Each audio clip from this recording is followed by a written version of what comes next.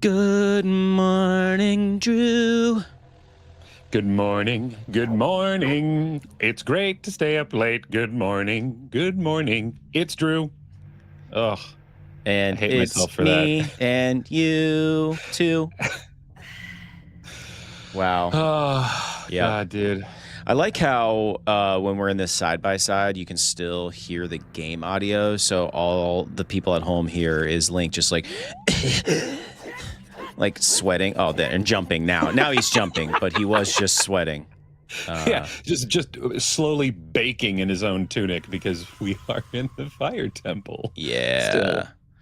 Do you think that the tunic itself, like, is kind of like a cooking pan? Like it traps the heat in, or I guess it wouldn't, right? It would trap the heat out. Well, in theory, yeah, in theory, I think so. I think it's like aluminum foil, but like backwards. Where like it keeps the heat out, and then it's not like self-cooling. And it's not moisture wicking, because that is some kind of Hylian wool. You know what I mean? Like, oh yeah, he's sweating, dude. He is just, them boots are filling up with Link liquid right now. Just squishies, I can feel it squishing between my toes. Oh yeah, dude. Speaking of baking, we recently got a Costco membership. Which is so dumb, dude. We have a Sam's Club membership. Now we also have a Costco membership. So yeah, one or the other. What is wrong with us? Either is fine. What is wrong with us? Sam's Club is close to our house. Costco is not. But they ran some sort of deal, I guess, according to my wife, where like you get a Costco membership. They gave us like a gift card or something. So it paid for itself essentially. But she went there. Sure. I haven't got to experience Costco personally, but she went there the other day and bought a bunch of stuff. Wait, at all? At all, dude. I've never been. Dude. I know. You're missing out. So she kind of gave me the rundown, but long story short, she bought these Detroit-style pizzas. Motor City? Maybe, I don't know, but you make them in the oven or whatever, and it comes in like a pan, like it's in a little pan, and you stick it in. Yeah. You stick it in, and then it bakes all nice, like. And I'm not proud of it, but I ate almost an entire one to my face last night, and it was delicious. I mean, creme de la creme. I think that is Motor City, and it is good, dude. My first experience with that was like a garlic cheese bread, and damn, dude, dangerous and diarrhea. Today's episode is sponsored by the letter D. Because in the mornings you can get the D with me. Yeah, it was good, dude. It was very good, and I just kept going back and back and back and back. And what movie was I watching? I was watching Friday the 13th Part 2. Oh. Okay, little Freddy and a little Breddy. Well, no, actually, it's Jason. Oh crap, that's right. Wait, Freddy's Nightmare on Elm Street. Yeah, that's all right though, because here's the thing about Friday the 13th: he doesn't get the hockey mask until which part? Because in the first one you don't even see him; it's his mom. In the second one, he wears a bag over his head, like a potato sack. And I was just waiting the whole time, like, when is he going to put on this hockey mask? Anyway, I think that's enough of this talk. It's 8 a.m. It's 8 a.m. It's the top of the hour here in Eastern time zone. What do you say we get into this Ocarina of Time? Ocarinos, let's go. Let's go. I'm Seth. And I'm Drew. And this is Nerd Feeding the Nerd. All right, Fire Temple time. It's the temple. And we did some of this, but I don't remember where we left off. But that feels like a lifetime ago. Yeah, man. I mean, I wasn't here last week. Okay, so before you get too far into this, I want to start the stream in a different way. But first, before I get into my first segment, I want to say hello to everyone out there. If you're new to the stream, I'm Seth. That's my main squeeze, Drew.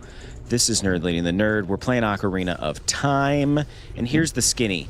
Drew and I have been best friends for well over a decade, and we used to do this crap anyway. Yeah. So then we started this channel as a way to share our friendship with the internet. And here we are today playing Ocarina of Time, one of Drew's faves. I've never seen it beat. We're going to be playing this until we beat Ganon. We're beating it. I may struggle for a long time to get this accomplished, but we are doing it. Well, I had to set the stage because the first segment of today's show, Drew, is what's in your cup. I'll start, or can. I'll start. Just a little coffee action here. I'll be honest. I've already been drinking it a little bit this morning. I open my eyeballs and I immediately start to drink coffee, but it's a slow burn. I drink it pretty slowly. Today's. Are you cool with hot coffee that gets cold? Yeah. It just can't get like crazy cold. I'm not gonna leave it for an hour and then come back to my car and drink a disgusting cold coffee. But well, in the summer, it's hot, but it's not a good hot. Right. You know. I don't know. I'm one of those weirdos that still drinks hot coffee. Like I'll go to Disney World and still get a hot coffee in the middle of the summer. Like that's gross, dude. It's serial killer. It's serial killer level shit. But so this is kind of a fun fact. I'm drinking this out of a Starbucks Hawaii edition cup. Ooh. What makes this a fun fact is I've never been to Hawaii. Oh, so wow. My sister-in-law got us this mug, and it is super nice, very nice gesture. But I'm one of those people, I feel I've got like imposter syndrome drinking out of it now. I'm like, I've never been to Oahu, yet here I am sipping my Morning Joe out of an Oahu cup. So anyway, I didn't want anyone to think that I've actually been to Hawaii because I haven't. Well, so. I mean, you've also never been to Costco, so in your mind, Hawaii and Costco could exist in the same. Crap. I bet there is a Costco in Hawaii. Yeah, probably. Maybe not many, but at least one. At least one. For sure. Okay, can I climb on this? So that's it for me. What's in the cup, Drew? Or can? Or wow, I distracted you. I know. I'm that's just okay. No. It is totally not your fault. I fell off, and then I thought that I could get like back up there.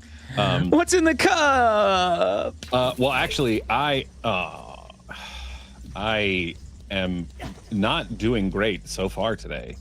All right. Such is hang on. life. All right, to get to the segment. So today, Lost and Found Energy Orange Scream flavor. This is last year's edition and one of my last ones, but I have 4 cases of this year's Orange Scream on the way. Yeah. Hand crack action. Ooh. But so good, dude. Orange Dreamsicle flavor. Wait. Oh no, you did it. I was gonna say hold it up to the microphone. Can we hear the fizzies? Do you think? Will it audibly come through? No. Okay, that's good. It's not super like crispy crisp. It's not super carby. It's good. It's a good carb level. So because they have Scream in the name, is that like a spooky season flavor? Yeah. So last year they tried to get it out during October, and they weren't. They were still new. They were still a new company.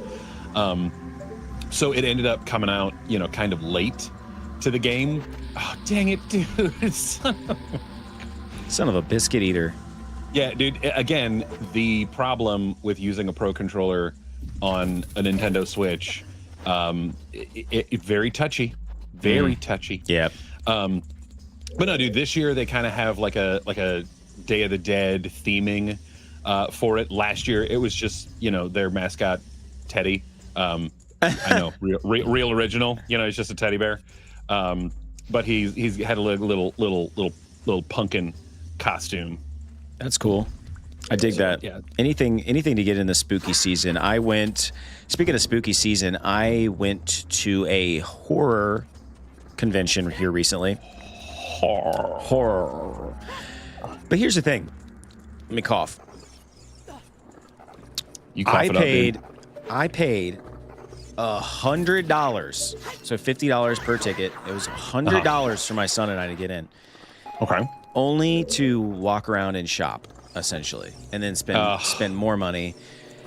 There were panels and stuff, but the day that we went, there were none that I was interested in. Now, last year, I sat in on a Nightmare on Elm Street panel where, like, the main, I think her name's Heather, like, the main, like, gal in those movies who's been in, like, almost every single one of them. She was there, and a bunch of other actors and people from, like, the original set and whatnot. That was pretty cool. That is cool. I like that. So that, like, makes the price of admission kind of worth it. But yeah, dude, it was so expensive. But the only thing I'll say is that in the end, the silver lining for me was, man, I'm really in the mood for spooky ghoul stuff. It made me want to listen to Thriller. All right. Okay. I mean, dude, I respect that. And also, you got to get into the season, man. Yeah.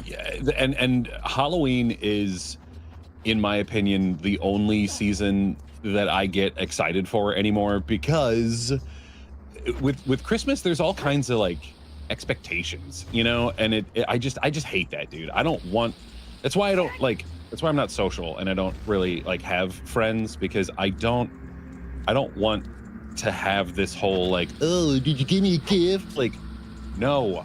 Because I don't want to, because we don't hang out that much. Yeah. I don't know you anymore. You only spend money like that on the real ones, you know? Yeah, like you. Right. You know, your true blues, your people you're in a relationship with, your immediate family. Yeah. So, I mean, if I'm being real, I buy gifts for 3 people. And I'm sure I get more for other randos. Like, I'm sure I'll get something for my boss this year, which, God, it just makes me cringe thinking about it. I know, dude. He always gets stuff for us, and so I feel obligated. That's the social contract that I hate. Now, do you think he expenses his gifts to you, or do you think he pays out of pocket? Oh, no. He expenses it 100%. And that's what I mean. So is it really genuine? Right. And I don't, because I don't think that I can, you know what I mean? So, like, it's genuine from me, but it's not from him. So, and I know he's getting himself the same thing for himself that he got for us. And last year, you know, we travel quite a bit. He got like a toiletry bag, like customized toiletry bags for all of us. And I have never used it. It's still in the packaging that it came in. Those are the funny things to take to Goodwill, like, because someone will buy that with your initials embossed on it, you know? Well, it's not my initials. It's the nicknames that they arbitrarily came up with as a team. So everyone's got a nickname. Oh my God. Do you want to share your nickname with the world? Or okay. Oh no. Okay. Yes. Because I forget your nickname now, but I remember it was something so dumb. Well, initially it was Big Poppy, I think.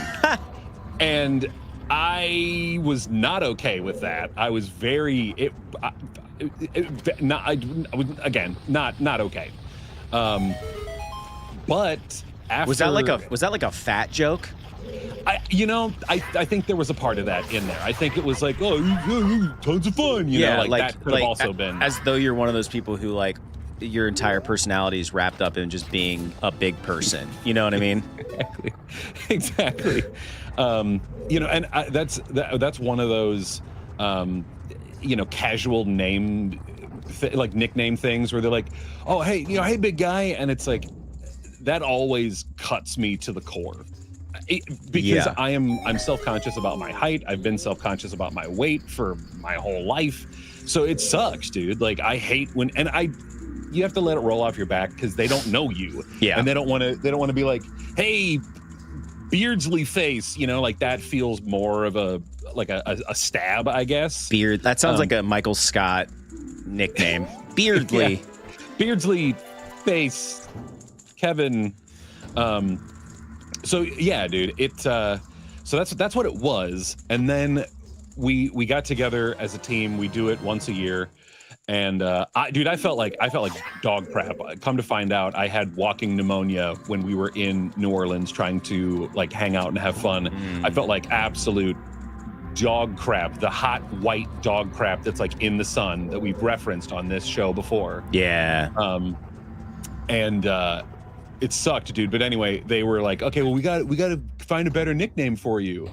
And they know nothing about me. And I am fine with that. I don't want people at my work to know what I do. They don't know that I do this. They have no idea. And I never want them to know. If they found out, they would call you like they'd call you like Hollywood or something like that. That's my nickname. No. Yep. Okay, I must have subconsciously knew that or something like that. You must have told me that. I know you told me that before, so that's probably why I said that. But okay, so they don't know that you do this or any of your other like creative pursuits. So where does Hollywood come from? They do know. Well, okay, so they were like, well, what do you like? What do you do? And one of the things that I am proud to admit is the fact that I really enjoy B movies. I'm like, I movies are my thing. I love, bad horror movies and sci-fi flicks. And I think I told them that, I was a featured extra on Mystery Science Theater 3000, which went completely over their head. They don't know what the hell that was, but that's where the nickname Hollywood came from. And I am fine with that. I am and I'm not at the same time, but it's better than Big Poppy, dude. Yeah, that's just big Poppy. So which nickname did they emboss on the toiletry bag? Hollywood. Okay. So it wouldn't be as bad, I guess, for someone, because they'd be like, "Ooh, it's the Hollywood," instead of it being something like, I think one of our guys' names is like Smoked Oysters or something. That's the worst nickname ever. Well, Smoked Oysters? Something like that. He gets, oh, damn it. Dude, that actually, yeah, that actually kind of scared me. One of his favorite things to do is get the cans of smoked oysters from Walmart. Like, that's just a snack to him. And I'm not going to hate on him because I've never tried them. But that's like an affectation of his character. And if the fine, good for you. But yeah, dude, the nicknames are not great. We don't actually use them. It's more for our boss to feel like he matters. Yeah. I mean, it's a nice gesture or whatever. I want to bring it back. We were talking about spooky season. Spooky. There for a second. If you're coming into the chat, we're playing Ocarina of Time. Mm-hmm. Just a couple of best friends hanging out on a Saturday morning. Feel free to lurk in the chat or, oh crap, chat it up. We love to interact with the chat. Anyway, spooky season. What have you done so far? Anything? Because I've watched Coraline. I went to the horror convention. I've watched Friday the 13th Part 2. I watched The Lost Boys. That's one thing I bought at that convention. I bought a Lost Boys VHS. Okay. So join us, Michael. That's one of my favorite flicks ever. Thou shalt not fall. That song is forever in my head. That theme song. I still haven't seen it. Oh my god, dude! It's such a good movie. It's so funny, and like on the cover of the VHS, it's like I forget how it describes the movie, but it's so perfect. It's like a sexy spin on vampires or something like that. It's like and really it's so not, given all of the sexy vampire stuff we've had in society. Yeah, for sure. So, but yeah, I had to have it. So I watched that. I mean, yeah. So what have you done, Drew, other than drink that Lost and Found spooky flavor energy drink? So last week, I went to go see the new Conjuring flick. Big Conjuring flick fan. I like all of them. I watched. Dang it, dude, again. Got you again. Frickin' dude. I watched all three in preparation, and then went to go see the film. Good. I liked it, man. It was there were a few things that I'm kind of like, did you have to? But it's all, like story related, or they're just trying to like paint the picture. They're trying to wrap it up. I think that's going to be the last in that series of films. I'm sure they'll have like other things that they do. They did the Nun and the Annabelle movies. Not as big of a fan of those. I like Patrick Wilson mainly. Like I like pretty much everything that he's been in. Is he the guy? He's like the main. He owns the paranormal company, investigative company, or whatever. Yeah, it's him and his wife. Yeah. And he also was in Aquaman. He was in Watchmen. Yeah. He's done dude, yeah, don't jump off that ledge. Yeah, he's done tons of stuff, and I'm here for him, dude. I like him. He's a good dude. Yeah, Cat. Yeah. He's got one of those recognizable faces. Here's a little meta peek behind the curtain, y'all. Drew, we got to fix this, by the way. Drew does not have line of sight on the chat, so do not. A lot of times I read stuff out loud so he can hear it. But we've got Lee and Mark in the chat right now. Lee and Mark have been like friends of the channel and hanging out in our lives, which is fantastic. Thanks for being here, y'all. Lee, so Mark said you got to watch it, Drew, and I think referring to The Lost Boys. Probably. So, yeah. Anyway, there's just, if you needed more validation to watch that movie, Drew, Mark Melton in the chat says you should. Okay. And he's not wrong. And Lee, on a spooky related note, how's the trick-or-treating around your parts over where I'm at? It's rare to see kids out. Makes me wonder how much candy to even bother buying. That's fair. That's a yearly question that gets asked. And with the price of candy, I mean, call me a cheapskate, but yeah, I mean, you gotta question it. It's like a bag of candy is like $15. You're like, what? It's like, so you can't buy too much or you're just going to go broke. But to answer your question, Lee, I'll go first. I live in a neighborhood, so it's like, it's popping.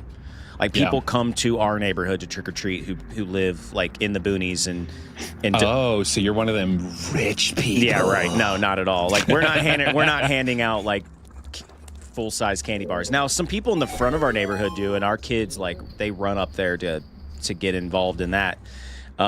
Good for them, but yeah, we just pass out normal candy. We're just normal folks. But yeah, it's a lot of people come to our neighborhood, but I grew up like that. I grew up in the sticks, and we would go to a neighborhood like mine to trick or treat, because if we trick or treated on my road, like we'd have like 10 houses and no one had candy. So growing up, my parents never passed out candy because we didn't have any trick or treaters. What about you, Drew Cifer? Similar situation. I am in a subdivision. I don't have kids, so I don't always pass out candy. It's kind of a 50-50 situation. Sometimes I'm gone. I'm not home. Like I'll go over to other friends' houses and we'll do like trick-or-treating stuff there. But when we do things at my house, we go all out. I am the toxic guy that passes out full-size candy bars, because usually I have like a hookup from someone, like a Nestle rep or something, and I'll be like, "Hey, can you hook me up with a couple of cases of candy bars?" And they're like, "Oh, hell yeah, dude!" So, yeah, I'm always bringing the heat when it comes to that. Previously, I think it was last year. Last year, I was going through a transition in life, as you can tell by looking back at previous videos from way back in the day. So yeah, don't watch those videos because you're gonna think they're quality. Watch those videos because you can see Drew's transformation. It's crazy. It's very, very crazy. Yeah, that didn't work. I don't even think I'm supposed to go here. I wasn't even supposed to be here today. Every time he takes fall damage, I have to wince a little bit. That's fine. So, dude, am I okay? I think I have the map. Yep, I do. Yeah. So, I need the compass still. Crap. Okay. You butthole. Yeah, dude. I think I missed it. So, of course, that damn thing had to reset. But last year for Halloween, I pretty much went through the candy stash that I had in my house and just handed it out. So there was like full-size bags of Sour Patch Kids. Oh, and wow. I had like a couple cases of Jones sodas. I was handing those suckers out. Also because I can't get them around me, so I have to like order them through the internets. And you get them in case quantity, and I really wanted to try their s'mores flavor, and it's not great. It's fine, but it's not great, so I handed those out because I wasn't going to drink them myself anyway. Yeah, so that, yeah, dude, last Halloween was pretty good. This year's Halloween, because it's on a Friday, it's going to be good, dude. It's going to be a good situation. There's going to be kids everywhere. Okay. One of the things that I hate the most about my neighborhood, and I don't understand what it is, people love driving golf carts around. What the actual F, dude? There's not a golf course within miles of this place, and it's not a big subdivision, and it's one of those that like it looks like it just dropped out of the sky, and because it's surrounded by nothing. Yeah, cornfields and whatnot. Yeah, so like you're not taking that thing to town to like go to the Dollar General. No one's doing. It doesn't leave the subdivision. It's legitimately like, oh, we're just gonna go down to Chad's house and we're gonna swizzle our pixie sticks together. Like, what the hell, dude? Like, talk about privilege, man. Yeah, we've got a couple of those in there, golf carts and whatnot. And yeah, my neighborhood's not that big. Like, I walk to the pool, you know. We don't even have a pool, dude. That's how small my neighborhood is. We don't have a pool. We have a pond, but it's legitimately like it's just like a water retention thing. Probably or has whatever. a fire hydrant next to it, so they can put fires out. Yeah, that they're like, sure, you could fish here. You're not gonna catch anything, but you can fish here all you want. We're not gonna stock the pond, then your HOA fees would go up. Yeah. How much are your HOA fees, by the way? I think it's like $300 a year. That's not bad. 350. But it doesn't pay for much. I mean, snow removal, that's it, you know? There's nothing else. What else is ours there? have gone up over the years, but I mean, yeah, but we do have a community pool, so it feels, you know, like when we have to write that check every year, it kind of sucks. But then I put it in perspective. I'm like, well, we do have a pool, and they cut the green space grass and do some other things, but I don't know. It's just, you know, creative ways to take our money. You know, that's just life. Let's. Do you want to play a game? I want to play a game. This segment is called One Gotta Go. Yes. Sorry. Gotta go. Drew, I'm going to give you a list of 3 or 4 things, and you tell me which one you would sacrifice if you had to sacrifice one. Oh, okay. And it's got to go, okay? And I picked the perfect time, obviously, because you're trying to figure out where to go, and you're dodging big boulders like Indiana Jones. Taking boulders to the face. Okay, this is a good one. I'm gonna tweak this one because I think I would. It's funny. I know you so well. I know which one you would get rid of, so I tweak it slightly because I want to put only things that you love. Sonic, Link, and Pikachu. One gotta go, and this is for you as well, chat. Sonic, Link, Pikachu. One's gotta go. That's tough, dude. Is this a no? Well, I don't think that's a bombable. I'm just burning through my bombs for no freaking reason. I swear, dude. Yeah, see, that's the thing, man. Like, that's so hard because I love all of them. Like, Link is awesome, dude. I'm playing. I've played a lot of the games. I haven't played all of them, but I've played a lot of them, and I love them. I also love Pokemon, dude. And Pikachu's not my favorite Pokemon, but I look at Pikachu as the representation of Pokemon totality. Yeah. You know. So if you sacrifice Pikachu, it feels like you're sacrificing Pokemon. By the way, Lee said Sonic. And while I would pick Sonic over Mario any day, like Sonic's my boy, dude. Yeah. I knew speaking of Jones sodas, in my like cabinet to my left, I have the Sonic the Hedgehog Jones sodas like prominently displayed. Didn't try any of them. I just got a 4-pack and then put it in the thing immediately. But I knew Sonic was your main squeeze. By the way, dude, Mario was originally on this list. And he would have been the one to go. Yeah, I took him off because I knew you would sacrifice the plumber. Yeah, dude. But I'll agree. I'll agree and say Sonic, because if it's one of those like they gotta go and everything that they're a part of goes with them, I would rather sacrifice Sonic and Tails and Amy and Froggy and Big the Cat and Dr. Robotnik and Knuckles and all of them. Mark said Pikachu. So I get that. Yeah. We got a couple different conflicting viewpoints here. I love it. Okay, let me pick another good one that I think would keep you. Speaking of Pokemon, this one might be kind of easy. One gotta go. Pokemon Red, Blue, or Yellow? It's not the greatest. Red. Yeah. Okay. Yeah, because I mean it's the same game. Yeah. And I played Blue as a kid, so I've got that like nostalgia. I've never played Yellow, but I've wanted to. Yeah. And I know it's just, it's just Red and Blue, but with the addition of Pikachu.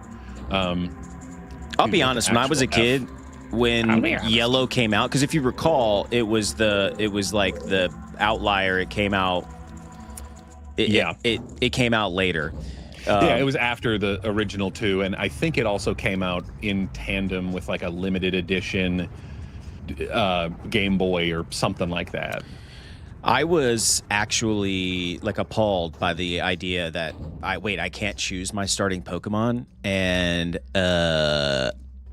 freaking Pikachu's gonna follow me around. That's why I never played Yellow, because I wanted the choice, even though I always chose Charmander or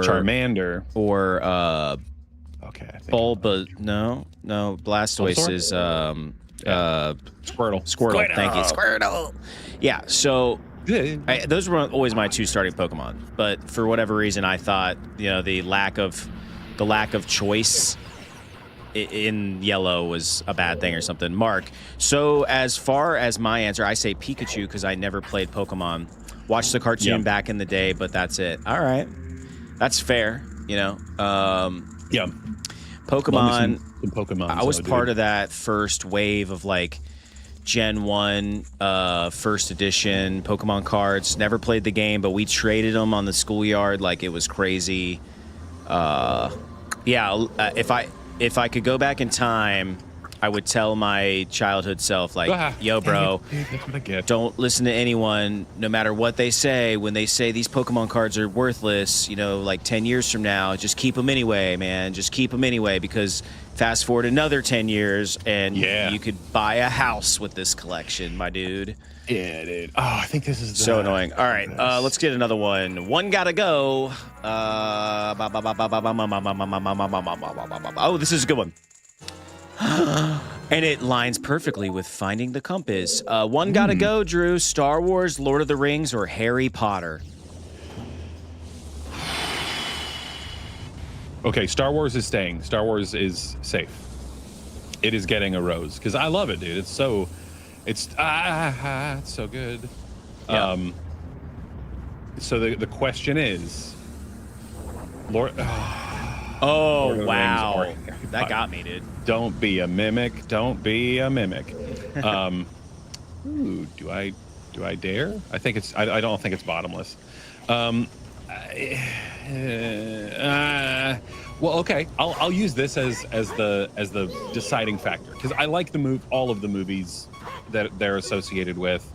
I like both of the audiobook versions. I've read the books for all of them. I actually just finished the Silmarillion, and I don't recall most of it.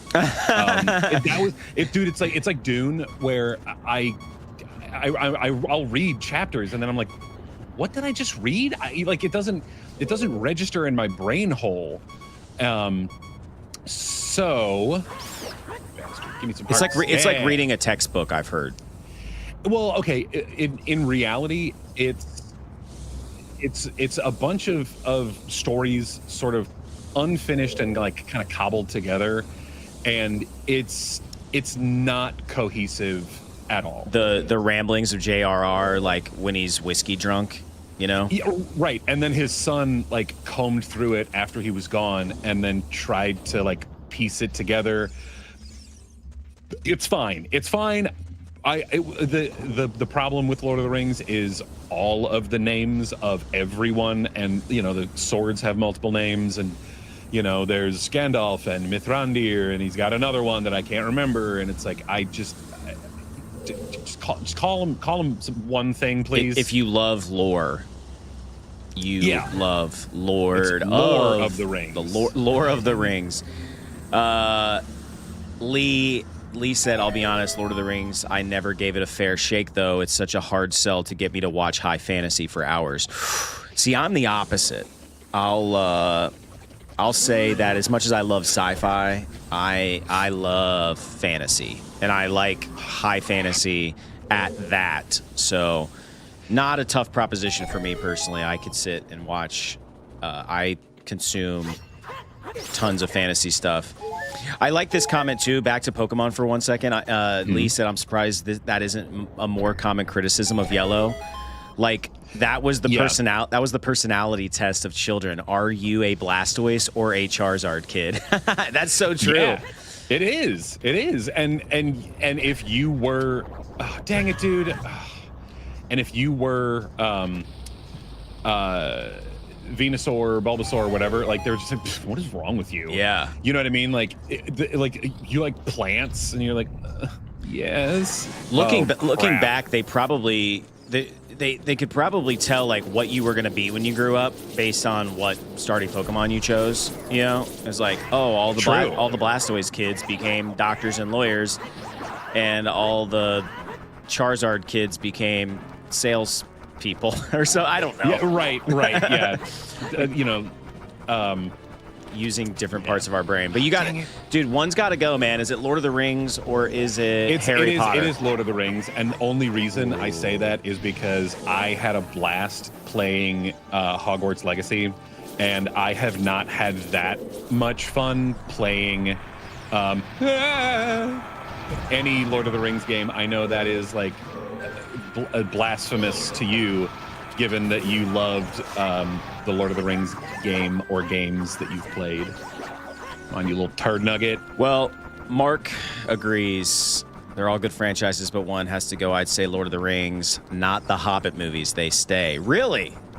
That's a hot take. That is a hot ass take. The first two Hobbit movies I love.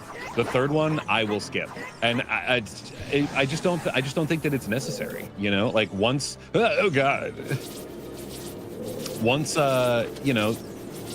things are done.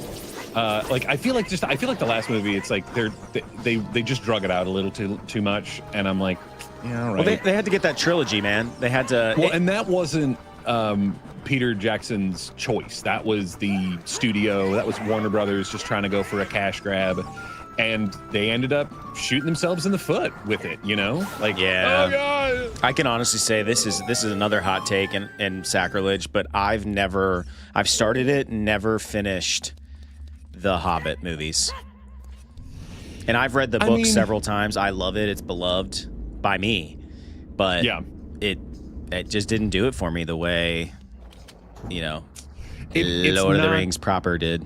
Yeah, it's not as well done, I guess. But They did a lot of get that. CGI and stuff in it too. That was the other criticism from like OG fans, is they didn't have as many practical effects and they didn't build as many models and things. And it was because something to do with like IMAX or something. Like they had to do it like CGI because it like it's not compatible or high quality enough for IMAX or something like that. Which Yeah. makes perfect sense, which is why I still watch certain movies on VHS, because I don't want that crazy high quality look on on movies, like especially movies from like, you know, 80s, 90s. I want that From the 80s, 90s, and today. Yeah, let's do one more for now. We can come back to this. Yeah. Man, this is a good one. This is right up Drew's alley, because this is one of his favorite, maybe if not his favorite superhero. One gotta go, Drew. Batman 89, Batman Begins, or The Batman. Batman Begins. And that is I know that is non-popular opinion, but Batman 89, Michael Keaton Batman, probably like the best Batman. It's just so he's not the best Bruce Wayne, but he's the best Batman in my mind. Begins, wasn't that the sequel to that? No, Batman Begins is the Christian Bale. Oh, yeah, you're right. Okay, what about like swap Begins for The Dark Knight? I'm lumping the entire trilogy in. Yeah, anything Christian Bale, and like I like those movies. I respect them. That is another one where I will watch the first two and not the third, because it's like I don't need to see, you know, I don't need that in my life. Yeah, I just revisited those, and I kind of thought Bane went down kind of like a chump, you know? Yeah, like she hits him with a motorcycle basically, and he finally gets it. It's like all that time, all you had to do is run him over with a motorcycle. Yeah, I don't know. Vehicular homicide or whatever. That'll take out Bane. Yeah. And I just didn't. I prefer the jacked and juiced Bane. Yeah. Versus a real world representation, because it's like, okay, so he's just a strong dude. Like, great, but Batman has like devices and things. Like he's you know, like, I don't know. There has to be a level of whimsy that goes along with my Batman villains, and I was not getting that from the Christopher Nolan. Well, you don't get that from the Batman either. It's very real and like psychopath. But the real. I mean, here's the thing: the true test will be how they do Clayface, because the Riddler is a real person. There's nothing whimsical about the Riddler outside of the fact that he's brilliant and that he, you know, is a special kind of crazy that loves making little quirky notes and things, and you know, like that's him. But if you're gonna like the Joker, there needs to be high levels of crazy, and Heath Ledger Joker, fantastic. Yeah. Great representation. The only Joker that I actively hate is Jared Leto Joker, and it's because he's just sort of like a whiny little bitch, and that's not Joker. That's not my Joker. He's not my Joker, man. Yeah, and I think he could have done a good job, but the problem is everything he touches now turns to garbage. Yeah. So, which is why I don't like Tron. Which wasn't always the case. We recently just watched a lot of Batman. I've been consuming so much Batman recently, and The Batman, I've said it before, I'll say it again, truly surprised me, because I was like, Robert Pattinson, no way I'm watching that. You finally convinced me. I watched it. I love it. It might be my favorite Batman of all time, and the reason why is it's so real. It's so believable. He's like falling off of stuff, like his equipment malfunctions. Yeah, it's way more detective-y than the other Batman movies. Like, he's just rolling around being a detective, basically, with a little bit of gadgets. It's very noir, dark detective, and I love that, dude. That is one of my favorite versions of Batman. Well, and his Batmobile's cool. It's like, I looked it up. finally, and it's modeled after like a Dodge Charger or Challenger. I forget which one, but yeah, it's as though he just had like the body of a Challenger and then he souped it up, and it's just good, dude. And then, oh, dude, like my favorite part of that movie is like it's early in the movie when he's like in the subway or whatever, and they're like, "Who are you?" And he's like, "I'm Vengeance." I'm Vengeance. And I'm like, "Oh, yeah. It's so good, dude. I'm Vengeance." Well, and then they keep calling him Vengeance throughout the movie. I love it. Well, and then he sort of realizes, like, oh, dude, that's not a good thing, you know?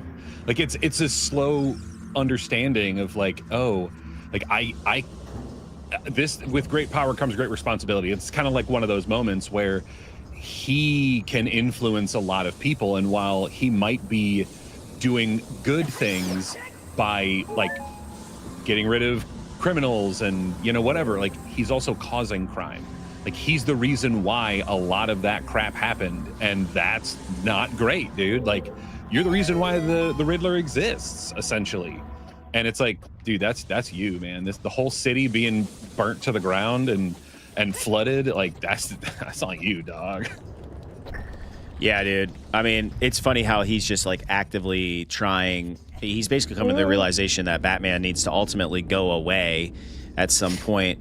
Well, it's just he needs to change. He needs to be a symbol of fear, vengeance, and hope. Yeah, like, you need that hope level, and he does not have it, dude. He's still, I'm sad, emo, my parents died kid. Yeah, my inheritance. That's another thing I like about that version is like his money's running out, and I love that. Like he doesn't have unlimited fundage the way Christian Bale did.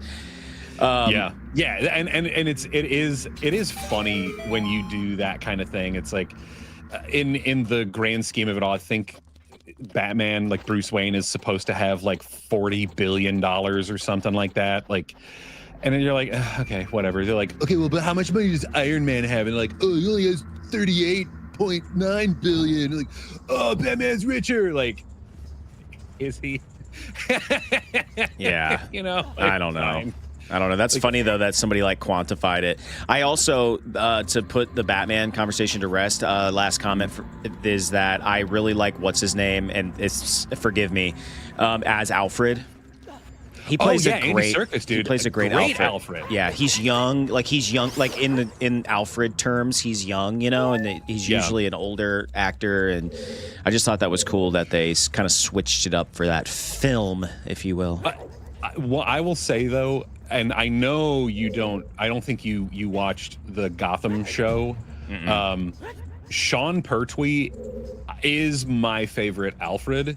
And the thing is, you get a lot of him, and you also get young Bruce Wayne trying to figure out his jazz, and that makes it just a little bit more special.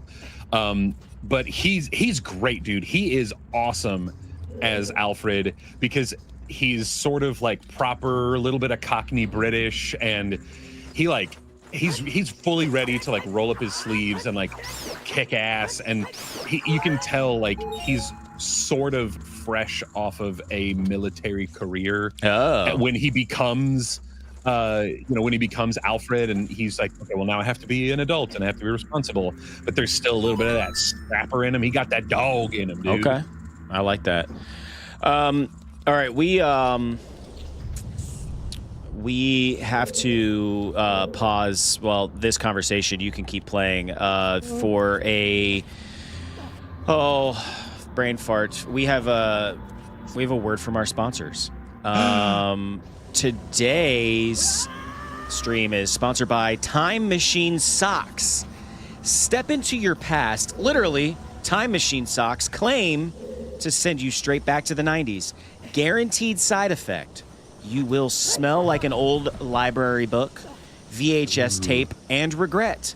No FDA approval at this time, but they do claim that time travel may result in paradoxes or accidentally giving your younger self bad advice. Time Socks, because nostalgia is painful anyway. Thanks, Time Machine Socks. Thank you for your contribution. Oh, crap. We got time for one more. I think. That's right. It's this is also sponsored by Extreme Pillow. Introducing the Extreme Pillow, so soft, so cozy, you'll forget the world even exists. Available in Mario Red and Zelda Green.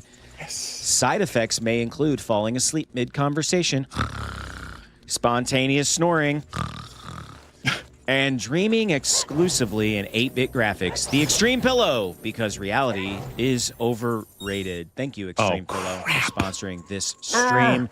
And back to our regular show here.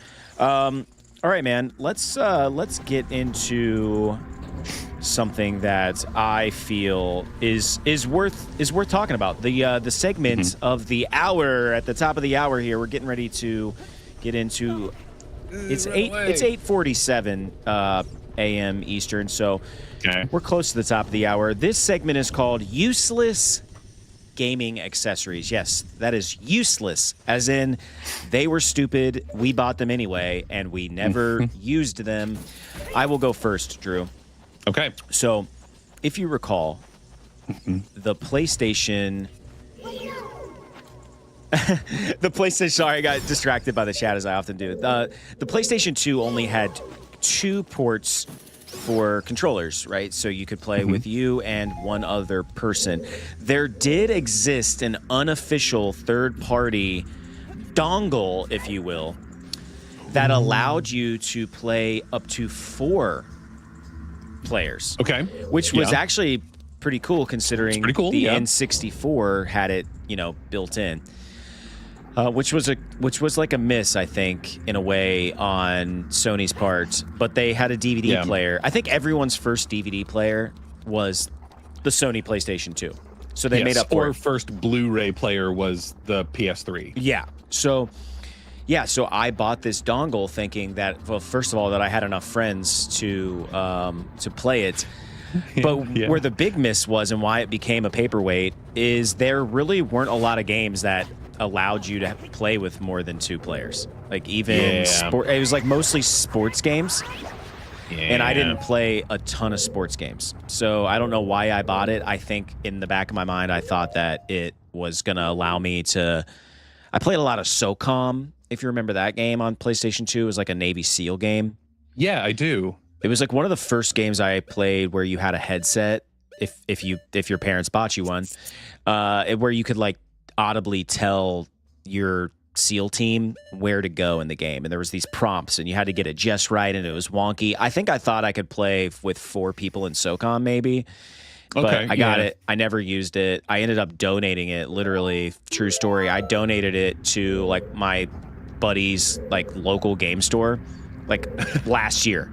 I was like, man, he's got like all these old systems set up in there for kids to play and stuff. I'm like, if you can get some use out of this, like this might be cool. Maybe it's like a hidden gem or something. You can just have it. And I forget the name of the company, but it was like some brand that made like knockoff controllers and stuff. But yeah, that was my most useless gaming accessory that I can remember. And yeah, it was stupid. I never used it. Yeah, dude, that sucks. And we've all been there. Mine, I did use a little bit, but it was so not worth it in the end. And we are talking, of course, about the every time, dude. Every time. Now it's just a part of the tradition. The Pokemon Go controller Pokeball thing. Oh yeah. That I mean, and it was like I'm gonna say 40 because I don't want to hate myself, but I'm pretty sure it was like $60. And I did use it. I used it for Pokemon Go, and I would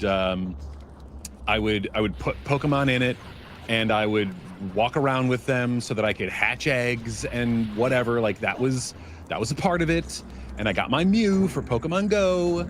Oh, that's right. I forgot that they gave you something. Yeah. So it was fine. It was fine.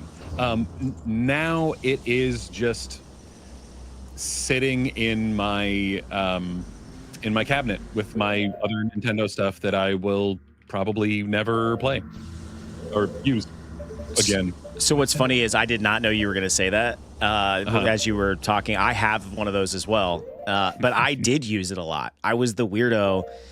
And at first, it was hard for me to wrap my brain around because it's basically just a joystick and a button. And you're like, how is this going to work? But it makes perfect sense. Like, all you do in that game is just walk around and click one single button. By the way, sidebar, this is I wish I would have saw this earlier, Lee, because this is hilarious. Lee says in the chat, real talk, how much does it help y'all if I buy a pillow? LOL. Oh, that is amazing. And I mean, I really wish that was a real sponsor, because that would be like, we appreciate the support. That is so hilarious. Yeah. I said 0%. We are just being silly.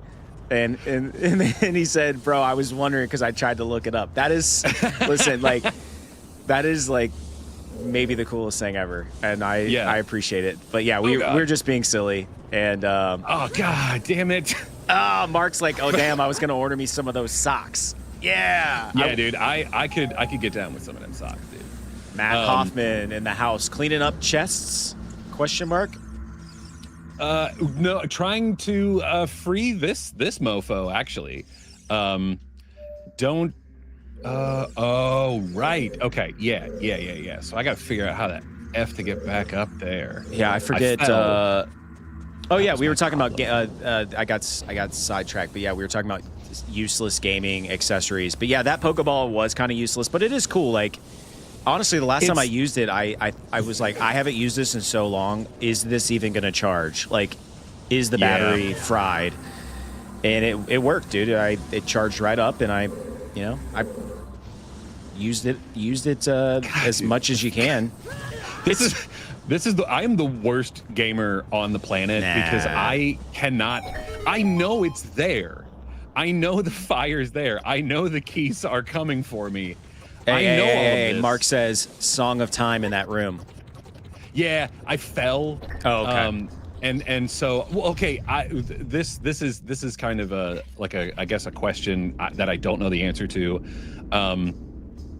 Can I just play that song while I'm in the room, or do I have to be across from the thing? Because clearly when you go into it the first time, like, oh, you're not supposed to know, but then when you go up, you're like, oh, look. And I was like, oh, cool. And I thought, oh man, I could just jump the gap. That didn't work great. Yeah, you didn't jump that gap. You didn't kickflip that gap, bro. No, I didn't kickflip that gap. I didn't ollie that at all. I just fell. Listen, there's a funny story back to that Pokeball for the Switch. Here's a fun story about that. So when I guess you wouldn't have experience with this, but I guarantee you acted like this when you were this age, Drew. When you're a teenager, and I have a teenager now, you think your parents are lame. Everything they do is lame. And so I always mess with my son, and I tell him I'm going to do stuff that I know is super cringe. And so when I was playing, you were like, "Hey, buddy, stay downstairs. I'm gonna go riz up your mom." Like, is that Yeah, stuff like that. I've been gooning too long. I'm gonna go riz up your mom. So never that graphic, but Skibbity Ohio, my guy. But I do, yeah. Sometimes I use like ridiculous language like that, and then also, I do things like when I was playing Pokemon with the Pokeball. You know how it has like the little belt clip on it? Yes. Dude, I clipped it to my belt and I started like walking around my house with it on and like telling my kids that I was gonna start wearing it out in public because I could catch Pokemon like out in the wild, which you can. Yes. Which is part of why people bought it, like Drew. What's funny is I'm making fun of it or whatever, and I guarantee you Drew walked around with his Pokeball. Maybe not on your belt loop, but it was in your pocket. I would have. It was usually in like fall-ish, and but absolutely, dude. I would have it like in my. Come on, Link.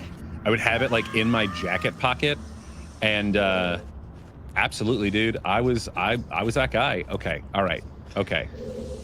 Lee says, I always cringe my son out by saying, "What's up, my Sigma son?" He disowns me every time. That's a good one. I'm gonna have to steal that. I love that. Yeah, but like that's how lame he actually thinks I am. Is like he believed like he like has to like give my wife like the look like, is dad being serious right now? Because if he wears that Pokeball out in public and my friends see him, it's over for me. I'm done. I just, stick a fork in me. I'm done. But yeah, anyway, I thought it was funny and also kind of half serious. I'm like, this is kind of a cool accessory.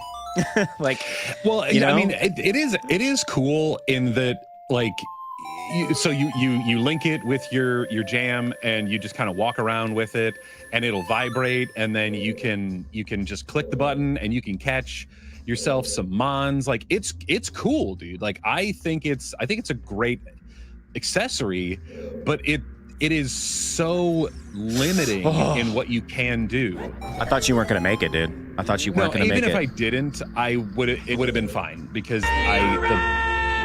the block was down. I could have gotten back up. But thank God we got this chode out. And I mean, like, where's the corner full of feces? Because dude, he's dropping big old dookies. Big old rock turds, dude. Rock turd. Yeah, ripping them hemorrhoids. Lee, up. you'll meet fellow Pokemon fans fast for sure. And listen, when I was in high school, if that would have existed, I 100% would have worn it on my belt, and I would have had that, and then I would have had that necklace that you got with the Free Willy VHS. You know what I'm talking about, Drew?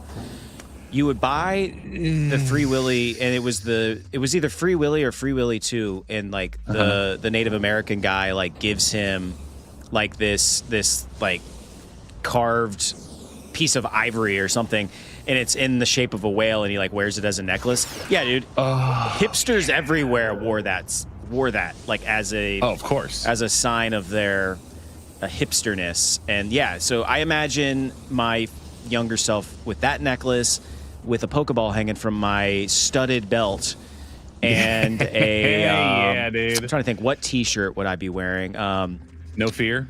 No, it'd be like a My Chemical Romance T-shirt or something like that. and my Vans slip-ons, But no, actually for me it was a Dashboard Confessional shirt. And DBC. Yeah, the algorithm knows me really well. On TikTok, all it's showing me is Dashboard Confessional videos, and I'm here for it. No, dude, you sent me that one, and I was like, yeah, man. I wish I was never able to go to a DBC concert like back in the day. My town is too small, I guess, for that to like actually come to fruition, which is fine. Whatever. Like we all have disappointment in our lives, but no, dude, I would love to go. It's like an intimate setting of that. Them playing. I want to see Chris Carrabba cry. Yeah, dude. I want to see him cry. He's aging well, by the way. He looks great.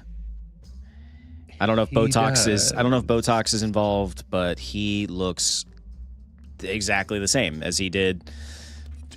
I don't know, 20 years ago or whatever in that MTV Unplugged session. Yeah, dude. And good for him. I mean, I think when it comes to the Hollywoods, sometimes people, they start to age a little bit and they go way too far into the realm of like Botox and snippages and whatever. And it's like, you ruined it, dude. If you just would have aged like a fine wine, you would have been fine. Yeah. You can always tell who's secretly eating children, Yeah, dude. All right. Oh, wow. It's the top of the hour. We've wait. This just in. Wait. Is that let me get my correspondence here.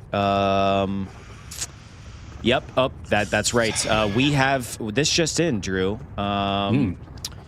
Princess Zelda is spotted sneaking out of the castle again. The royal guard swears they have everything under control, but witnesses say Zelda slipped past them last night wearing a cloak. Some think she's sneaking off to meet mysterious allies, while others say she just wants to avoid another boring royal dinner. Either way, the guards are pretending it didn't happen. It didn't happen. Wow. Do you think Zelda, like, in the world of Nintendo, if it was all mashed together, do you think Zelda would like sneak out to have like tea with Bowser and just like talk trash about Peach? Oh yeah. Yeah, because he's mysterious and he's dangerous. Well, and it's like, naughty. They would like, I feel like Bowser would be like the best like sort of gay friend for her, and they would just chill, dude. They would be great. Yeah, you know what I mean? Yeah. There'd be no expectations. Here's another headline. I think this is relevant to today's crumbling economy. Milk prices at Lon Lon Ranch. Customers were shocked to find the price of milk nearly doubled overnight. Malon says it's due to supply chain issues, but Cuckoos staged a noisy protest in the barnyard this morning, demanding better conditions. Talon, meanwhile, was last seen napping through the chaos. Well, yeah. I mean, that dude, very poor businessman. Yeah, there we go. Yeah, and I think this is relevant as well. Another headline here. We're just getting this news kind of in real time here, folks. Okay, yeah, that's right. So the Great Fairy Fountain is too loud, neighbors say. The Great Fairy's laugh. The Great Fairy's laugh has officially been declared the loudest sound in Hyrule, strong enough to shatter nearby jars. Neighbors politely ask her to keep it down, especially after midnight. The fairy responded by laughing even louder. Yeah, dude, seriously. Wow, and that's your headlines at the top of the hour here. It's 9 a.m. Eastern time. We are streaming Ocarina of Time. My name's Seth. This is my best friend, Drew. We play games on the internet and try to share our friendship with the world because... And other things, you know? Maybe the things that we know, maybe the things that we don't know, but we claim to know. It's what we do. It's what we would be doing anyway, so why not go live and hang out with others. Folks? Yeah. Mark Melton, great news. And Lee said Zelda would definitely trash talk Peach. Yeah, and like they're the two that they're like they're supposed to be friends, but they're not. You know what I mean? Like it's the two sort of like Mario and Link are like sort of friends kind of deal, or they're like at a work function. And then, you know, you ladies just go hang out. I'm sure you have a lot to talk about. You're both royalty. And it's like, okay, she's royalty over fungi. Like, ew, get out of here with that garbage. And, you know, she's like, I actually have people that I have to take care of and a real villain that's doing real bad things. And she's just like, yeah, funguses. And I mean, there's like these blocks or whatever that, you know, get in the way, I guess. Oh, I hate her. Lee says fake news, bro. Legit, yeah. That's right. Would have thought the Matthew says would have thought the big Goron sneeze would have been louder. Food for thought. True. But there is a difference, actually. Lower toned voices do not like upset people as much than higher tones. You can have a voice that is a little bit quieter, but if it's real harsh and shrill, it's gonna like pierce your ears. You're gonna get so mad. But if you've got something that's loud and booming, less likely are you going to be to pay attention to it. I know this because people don't pay attention to me when I talk unless it's via the internet. Biznatch. Via the interwebs. Yeah, there we go. Wait, I thought you already beat this. I'm always being interrupted in my everyday life, and it used to bother me. Now I just stop. They're like, no, finish your story. It's like, no, you didn't want to hear it clearly. So, You'll never know. Lane says, The world may never know. you ever play the randomizer, Ocarina of Time randomizer? No, we haven't. We're just... Not yet. Yeah, we're just vanilla playing this right now, just to revisit childhood. Lee says, Game of Thrones style conversation between Zelda and Peach. We know who has the upper hand intellectually. This is true. Yeah, faux show. Here we go. Come on, you little bitch. Sorry. I know, dude. You picked the worst time. Like a little bit. You're trying to dig up stuff while I'm struggling on this thing with the thing at the thing. Oh, that was awful.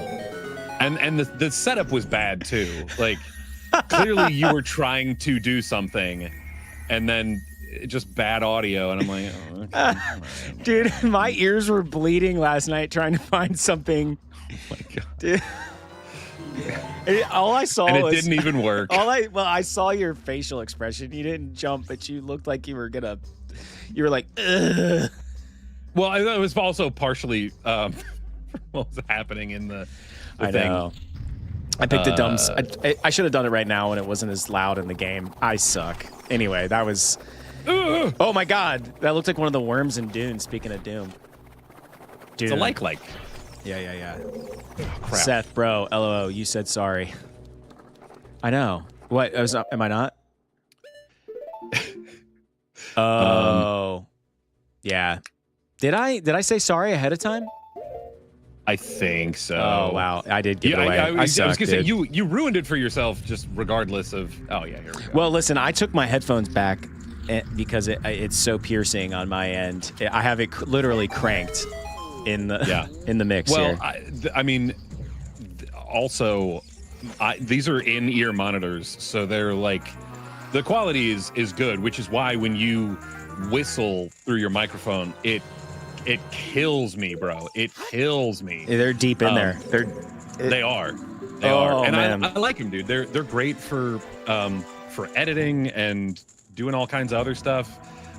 They don't give the like gamer aesthetic, but I haven't found a pair of like cans that I'm into yet. Well, that jump scare challenge was a fail, scare? and we're still trying to work out like how we could make it so that you guys could do that to us.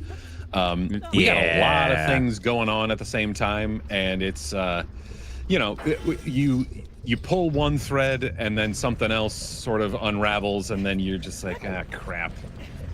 Yeah, and Seth knows all of that. I don't have the bandwidth for it. I didn't realize that you couldn't Mentally. hear this. I have to recreate this. So that jump scare was a fail, and You get nothing. You lose. Good day, sir. there it is from Gene himself. Lee said, "Don't worry, we will have a redemption jump scare. I will pay." We will set that up.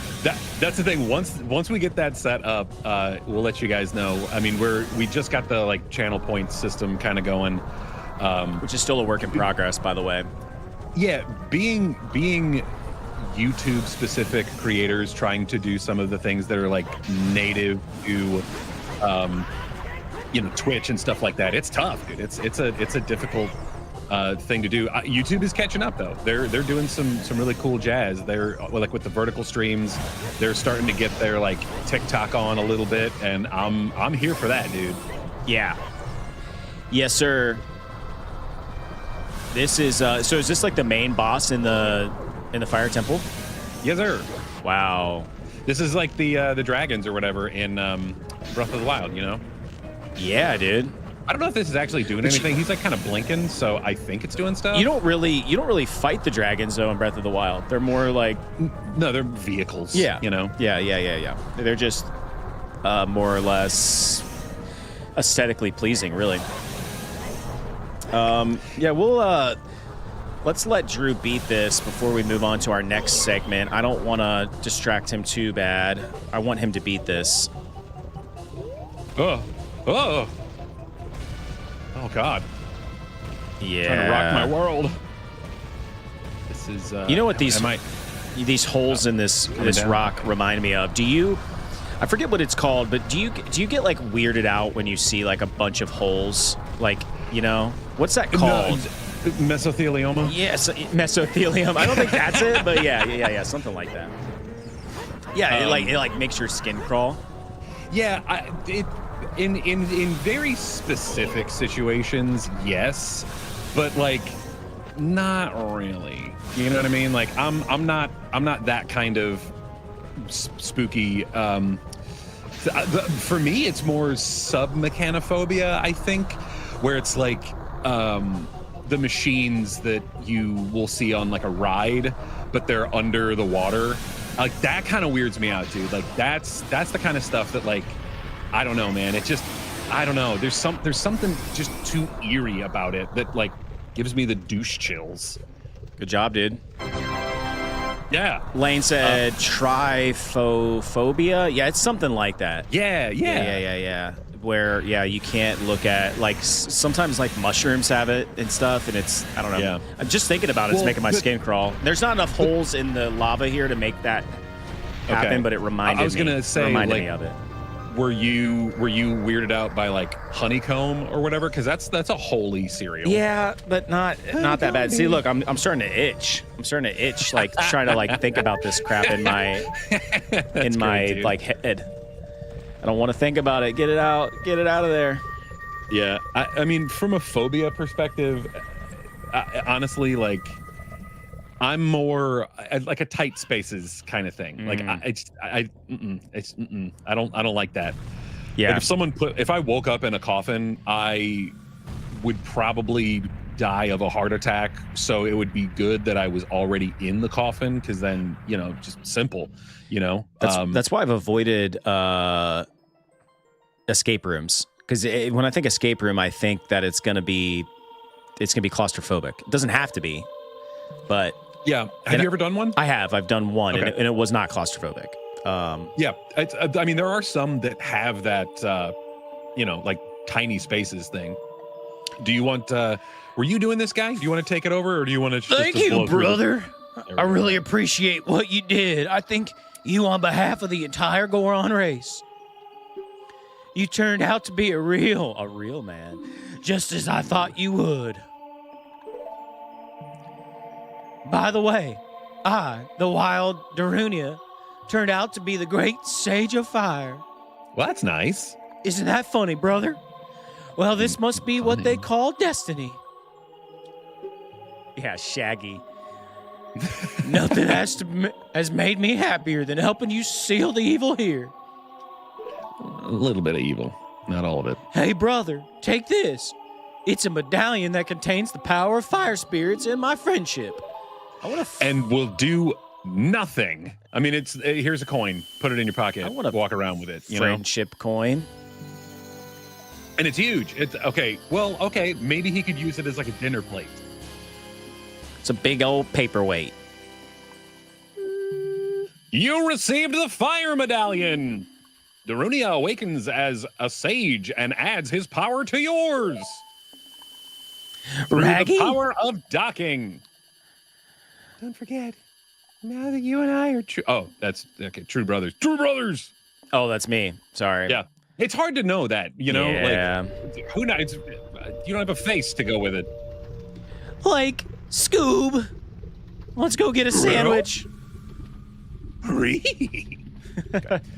Like, screw these ghosts, Scoob. I'm hungry. Okay, so here's the thing. What do we do now? Well, stuffs and things. Lane, if you guys get into it in the future and are archipelago would be cool to do. Enlighten me, Drew. You seem to know. Archipelago is a sky island. Unless you're saying acapella? No, it's archipelago. Yeah, it's what you said. Okay. Yeah. In Breath of the Wild or Tears of the Kingdom, the sky islands are called, like Zippy Dop Doos Archipelago. Got it. Dip in the hole, dude. That reminds me, I got ramen the other day. I went to this ramen house, and I always ask at restaurants like what's the most popular whatever, and I was like, what's the most popular ramen? And she said the name, and I was like, I tried to say it back, and I said it poorly, and it was kind of embarrassing. I was like, I can't talk. Yeah, sure. Take some bombs for some rupees. There's a cross game randomizer called Archipelago. They have support for a ton of older games. They're pretty cool. Okay, that's cool. I'm gonna write that down. Yeah, dude. Yeah, definitely. Because that's like a you task. Not that Seth likes doing research on this kind of stuff. So it's not like I'm forking off my responsibilities. Actually, I don't think oh crap! Actually, I think I did need arrows. Fun fact behind the scenes: all of this whole setup, this entire operation runs through my PC. Like the brain lives at my house, not my brain, but the computer brain. I don't want your nuts, dude. Ugh. Yucky. Okay, let's do something. We tried to jump scare Drew. That didn't work. I gave it away like an idiot. Ooh, like the Red Hot Chili Peppers. This is a good one. The segment is called My Toxic Trait. Okay. And every week, Drew, I would like for us to talk about a toxic trait that we showed. Fortunately, unfortunately, that week prior. So I will go first. Mark, Intel. I'm an Intel guy. I don't know why exactly, but yeah, Intel on this build. My toxic trait. Okay, so I recently got my hair cut, and I do this every time. I got my hair cut. It was during the day, and you would think that night I would go home and I would take a shower before I laid in my clean bed with my clean sheets. Yeah. No, never. I never do that. I never take a shower after my haircut, and so I laid my head down to sleep because I don't shower at night, and my wife hates it. But here's the reasoning. The reason why I don't shower at night is because I am a runner, and I just think it's a waste of time because I'm going to run the following morning, and I'm going to take a shower after my run.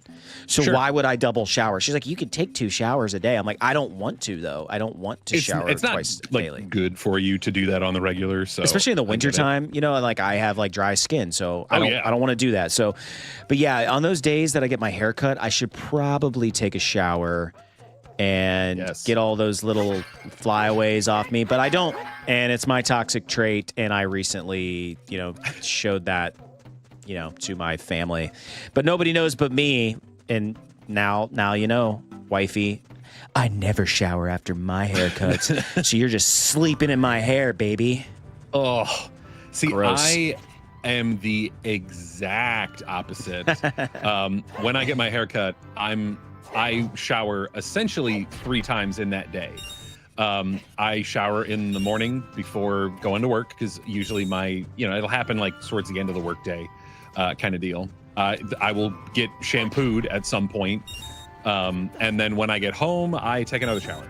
Because my hair is so coarse that like any of the tiniest little flyaway bits, it like jabs into my skin. And then like that sucks. So I have to immediately, even if I was wearing a shirt for like just the haircut, nah, dude, it's gotta get thrown in the wash. I got like muskrat hair, dude. It's freaking weird. Yeah, I mean, listen, this could all be avoided if I just got my hair shampooed. I stopped having them shampoo my. Stop getting the poos. I stopped getting the poos because like I just never felt like it was great, and I'm always like kind of in a time crunch, so it's just not worth it. I'm just trying to get back to work or doing whatever I'm doing, and Matt said just use the leaf blower on your head. That's a good call out. Well, I mean, if you've got you could just get those cans of canned air or whatever, or if you have a air compressor at home, just like crank that sucker on. Just like whenever I weed eat at home, I always take the leaf blower and like try to get all the grass off my legs. Sure. It works. I appreciate that. It works kind of okay. Yeah. You know, what's so yeah, that's my toxic trait. Scandalous, I know, Lee. Thank you. Drew, what is your toxic trait of the week or of the month? Yeah, okay. So I was thinking you know, spoiler alert, he kind of mentioned this and I was thinking about it. So because I wanted it to be sort of relevant and shocking to something that we've talked about on the channel before.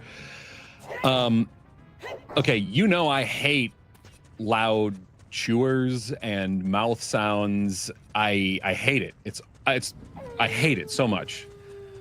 However, when I eat apples, I sound like a freaking donkey trying to eat its way through like a field of watermelon, dude. It is so sloppy and wet.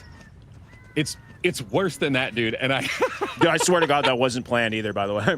I just have an apple and a banana sitting here. So I mean, we could if you wanted to, we could do a quick side by side, and it would just be the eating the apple hour, because I also have an apple to share my eating tendency. I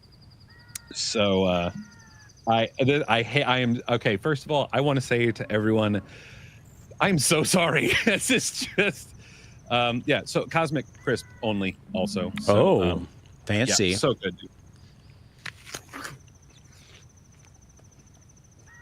I caught that. There's juices. Yeah, you.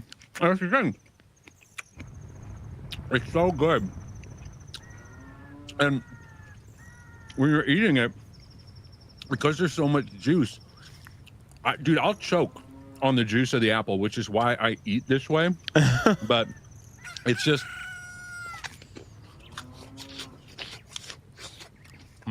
See, I like it. It's like ASMR for me. I hate it. I hate it about myself.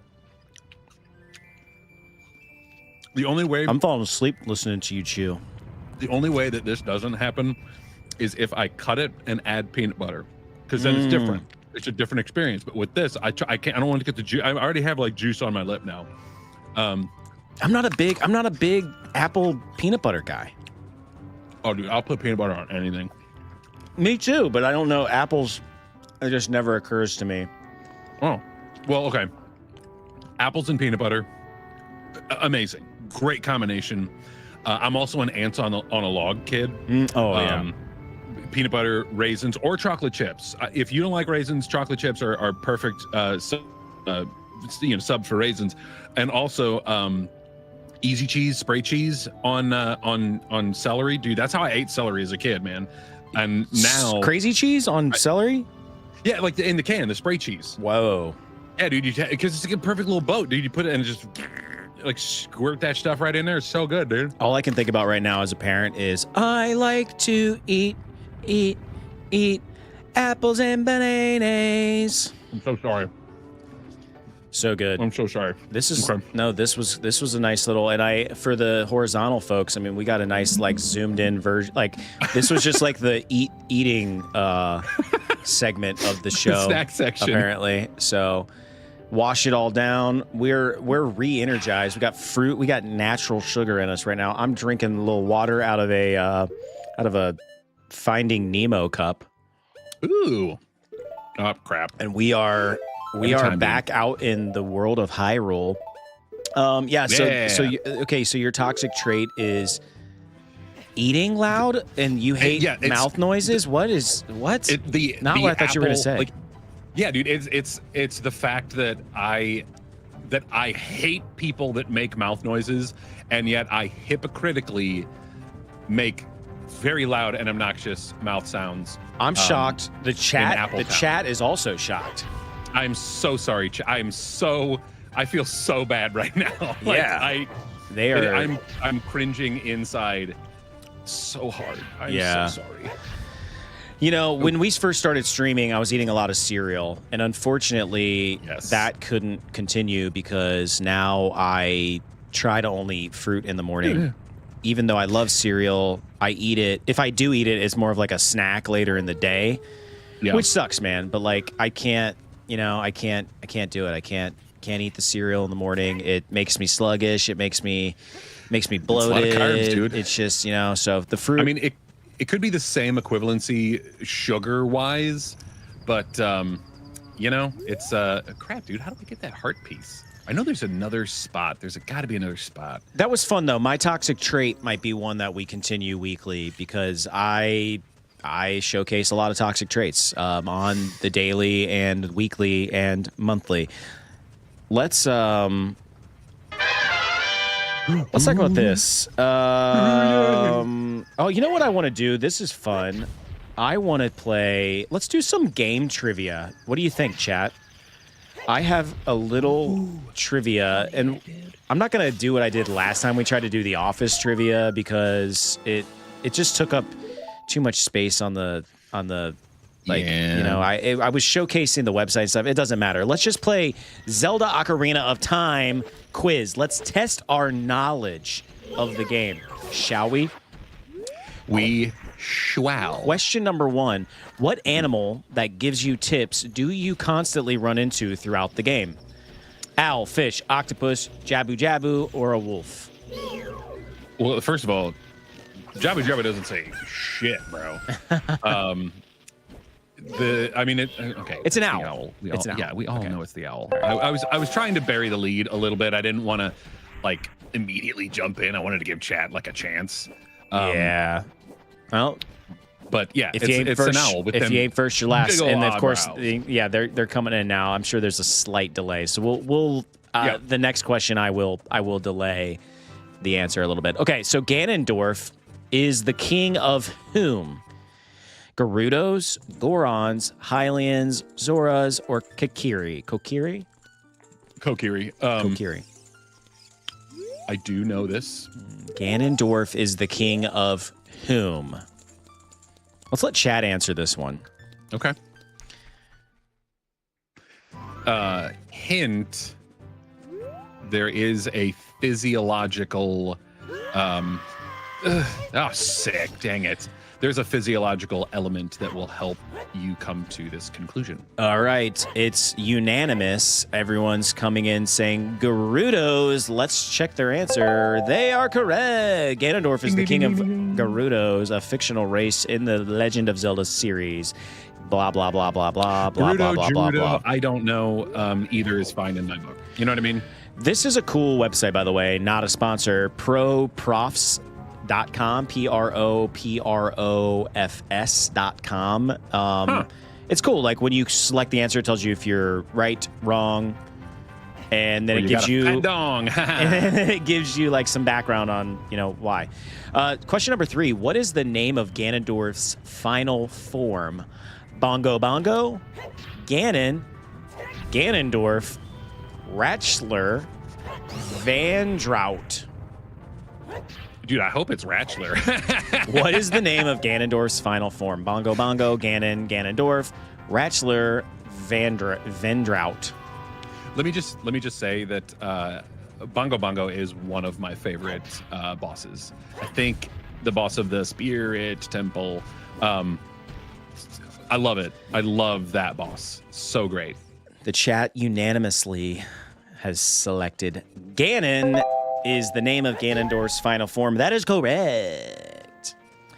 Yes. Question 4. What are the elements Twin Rova uses? I don't know this answer. What are the elements Twin Rova uses? Ice and fire, water and lightning, air and earth, light and dark, life and blight. What are the elements Twin Rova uses? I don't think I need any of that stuff. Ice and fire, water and lightning, air and earth, light and dark, life and blight.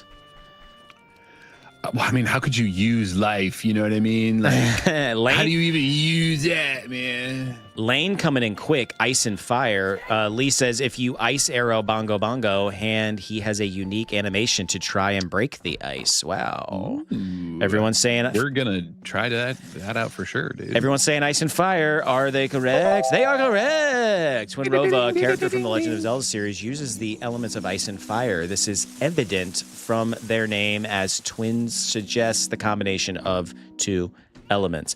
All right. Question number 5. What instrument does Bongo Bongo use to confuse you? A horn, cymbals, instruments of torture, drum, or bonk hammer? What instrument does Bongo Bongo use to confuse you? This is a good time to do this. I don't always have my segments at good times, but Drew is kind of exploring, grabbing stuff, fetch questing, if you will, and we are playing Ocarina of Time trivia. Yes. What instrument does Bongo Bongo use to confuse you? There's a little bit of a mixed bag here from the chat. Drum, guitar, drum, drum. The options are horn, cymbals, instruments of torture, drum, or bonk hammer. I'm going to go with drum. That seems to be the consensus. That is correct. Bongo Bongo uses a drum to confuse you. On a big drum, yeah. And if I was using context clues, Bongo Bongo, I would say, yeah, okay. Bongo, bongo, bongo, I don't want to leave the Congo on and on and on and on. Number 6, what do you have to use to open the Shadow Temple door? This is good. Have we played the Shadow Temple yet, Drew? We have not. Okay, good. That will probably come after the Water Temple. What do you have to use to open the Shadow Temple door? This is great. We also got a pocket egg. Yeah. Is it fire arrows, Din's fire, Deku's stick and fire arrows, or call in an airstrike? Well, we can eliminate call in an airstrike. Matthew says Din's fire. We'll give the rest of the chat a couple of seconds here to... Which, actually, I need to find that. Oh, this is just shooting gallery. Wow. You're back to... Din's fire is the consensus. That is correct. Magical spell obtained in the game that creates a powerful burst of fire, which can be used to activate switches or burn obstacles. Question number 7. We're making some good headway here on the Ocarina of Time trivia game. While Drew runs around aimlessly trying to find things in this game, which of the following temples is not found in the Legend of Zelda Ocarina of Time? Okay. Forest Temple, Fire Temple, Water Temple, Sky Temple. Oh, well, I mean, that's pretty easy. It's Sky Temple, man, you know? Yeah, I'm just going to choose that. We all know that one's the answer. Lee. Actually, this is an AI. This is a website. Yeah, so they just gave us a burner. They just literally just gave us a burner answer. Okay, number 8. How many golds? Oh, this is good. This is for all of you like diehards out there. I don't even think Drew knows this. How many gold sculptulas are in the game? 25, 50, 75, or 100? Or I'm actually, pretty sure more than you can count is the fifth answer. Well, that answer is incorrect, but I'm pretty sure it's 100 actually. How many gold sculptulas are in the game? When I was a child, I remember getting all of them because once you unlock all of the gold sculptulas, you get, stuff. And I think there's a heart piece for a certain level. Yeah. And when you're a kid, you have all the time in the world to just mine sculptulas. This is true, dude. This is very true. And if I recall, you had the strategy guide, so I'm sure that's how you found them all. 100 is the consensus. That is correct. Yeah. Exactly 100 gold sculptulas, which makes sense. The old games always were precise. There was no like randomization. It was like it had X amount of things. Number 9. What is the frog used to make the eye drop medicine? Big ball frog, eyeball frog, happy frog, some weird frog, meth stuffed frog. Wow. Really. I mean, it's kind of sketch. Okay, so that's actually dude, it's perfect because that is kind of what I'm trying to accomplish now. To get here's the problem, dude. We've as men, we've all had this issue. As you can see, my sword is not up to snuff anymore. It is broken. The giant's knife has broken. So to get it fixed, we have to go on a bunch of fetch quests, and the frog is a part of that fetch quest. Nice. What is the frog used to make the eye drop medicine? Mark said meth frog. Lee said happy frog, and Mark said eyeball frog. Time, Sunsong. I'm gonna rule out meth frog and happy frog, and eyeball frog seems likely. I'm gonna go with that, and that is correct. I did not know that one. The term eyeball frog suggests that this particular frog's eyes are used in the creation of the medicine. Interesting. Because it is it's eye drop medicine for the giant Goron. Because he's got like embers and stuff in his eyes. Okay. Number 10, the owl that talks to you in the game used to be what? A Goron, king, a ninja, a samurai, or a sage? The owl that talks to you in the game used to be a what? Pretty sure he used to be a sage, but I could be wrong. Okay, now where was Sleepy bro? I think he was in here.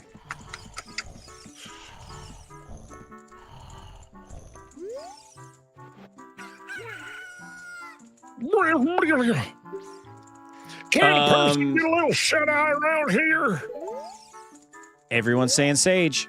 Let's go with it. Did you save Malion? That is correct. Thanks, I'm getting back to the ranch then. The owl used to be a sage. Okay, number 11. What is the name of the Dodongo's Caverns dungeon boss in the Ocarina of Time? Burning Dragon, Twin Rova, Bongo Bongo, King Dodongo, or Big O Lizard? Big O Lizard. I mean, it is a big O lizard. We just beat it.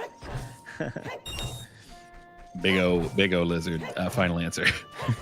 What is the name of the Dodongo Caverns dungeon boss in the Ocarina of Time? Burning Dragon, Twin Rova, Bongo Bongo, King Dodongo, Big O Lizard.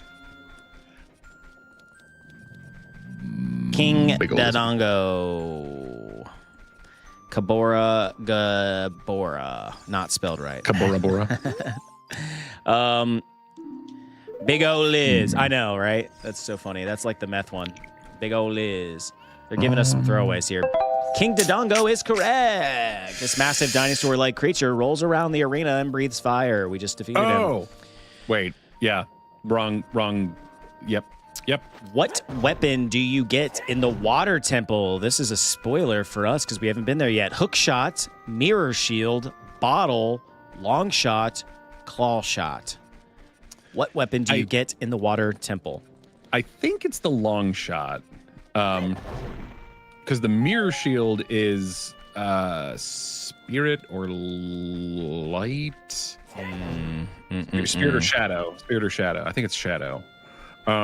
Okay. Chat, I'm really digging into my brain here, trying to figure out next step. Do I have to go back up to Death Mountain and show old boy that I broke his knife? Yeah, and then maybe it prompts you and tells you where to find the stuff to fix it. Right. That's kind of what I'm thinking. I did already get the chicken, and I woke up Sleepy Joe. Sleepy Joe, what do you know? Everyone said long shot. That is correct. Nice. Good. I'm excited for that because the long shot helps. I think you need it to get into the Spirit Temple because to like navigate through Gerudo Village, you gotta get that long shot, dude. Because otherwise, they're gonna be like, dude, you gotta wee, you gotta get out. Yeah, you gotta shoot it long. In The Legend of Zelda Ocarina of Time, which item is crucial for solving puzzles and accessing new areas? The hook shot, bow and arrow, boomerang, or bomb bag? In crap. Ocarina of Time, which item is crucial for solving puzzles and accessing new areas? Okay, that's kind of a trick question because the bomb bag, you have to blow up walls and secret walls to get to the next area. By the way, air- you can Yeah. play the fire song and teleport. Oh, right. Yep. Well, I mean, you know. Just a sidebar from our friend Mark Melton. Thank you, Mark, for that suggestion that Drew's not going to take because he'd rather march up that mountain, baby. Well, and plus, you know, it is also about I don't know, padding time. Oh, nice. Okay, in The Legend of Zelda Ocarina of Time, which item is crucial for solving puzzles and accessing new areas? Hookshot, bow and arrow, boomerang, or bomb bag? I mean, all of them. That's the answer. I know. Because all of them you use to access new areas. You shoot the eyeball with the arrow. You use the hookshot. You use the bombs. Well, it looks like there's a problem with its durability, but still, how about buying this knife for? You bastard! So wait, he'll Okay. sell you the knife instead of you repairing it? Yeah, he'll sell me another one. I already bought one from him. I bought the one that broke. Wow. And So he sold you so- faulty merchandise is what he did. Yeah, he did. So okay, where? Oh, yeah, it so looked like you look were at over this. there pee-peeing in the corner. Drew, Well, he's just. I'm waving my thing around. Drew, you got to choose because everyone has a different answer. It's bomb bag, bow, boomerang. So do you want the hook shot, bow and arrow, boomerang, or bomb bag, Drew? I'm gonna go bow and arrow. That is incorrect. The answer is hook shot. The hook shot is an essential item. It allows Link to reach distant places, latch onto objects, and solve various puzzles throughout the game. They are incorrect because yes, that's all true, but also you have to access places with bombs and with the arrows. You got to shoot the eyes. There's nothing else that works to shoot those eyes to unlock doors to move on. So. Well, number 14, what is the Shadow Temple song? Shadow of Nocturne, Minute of Darkness, Bolero of Shadow, Nocturne of Shadow, La La La Wee Woo. What is the Shadow Temple song? Shadow of Nocturne, Minute of Darkness, Bolero of Shadow, Nocturne of Shadow, La La La Wee Woo Woo. This one I don't actually know. Yeah, La La La. Ooh. This one I don't actually know. Bolero sounds familiar, but I think that's the fire temple affectation that they throw on there. But I'm also thinking of Bordello of Blood. Nocturne of Shadow seems to be. I'm going to give it another couple of seconds here for others in the chat. But yeah, Nocturne of Shadow seems to be the consensus. Let's see what the rest of the chat comes up with. While we do that,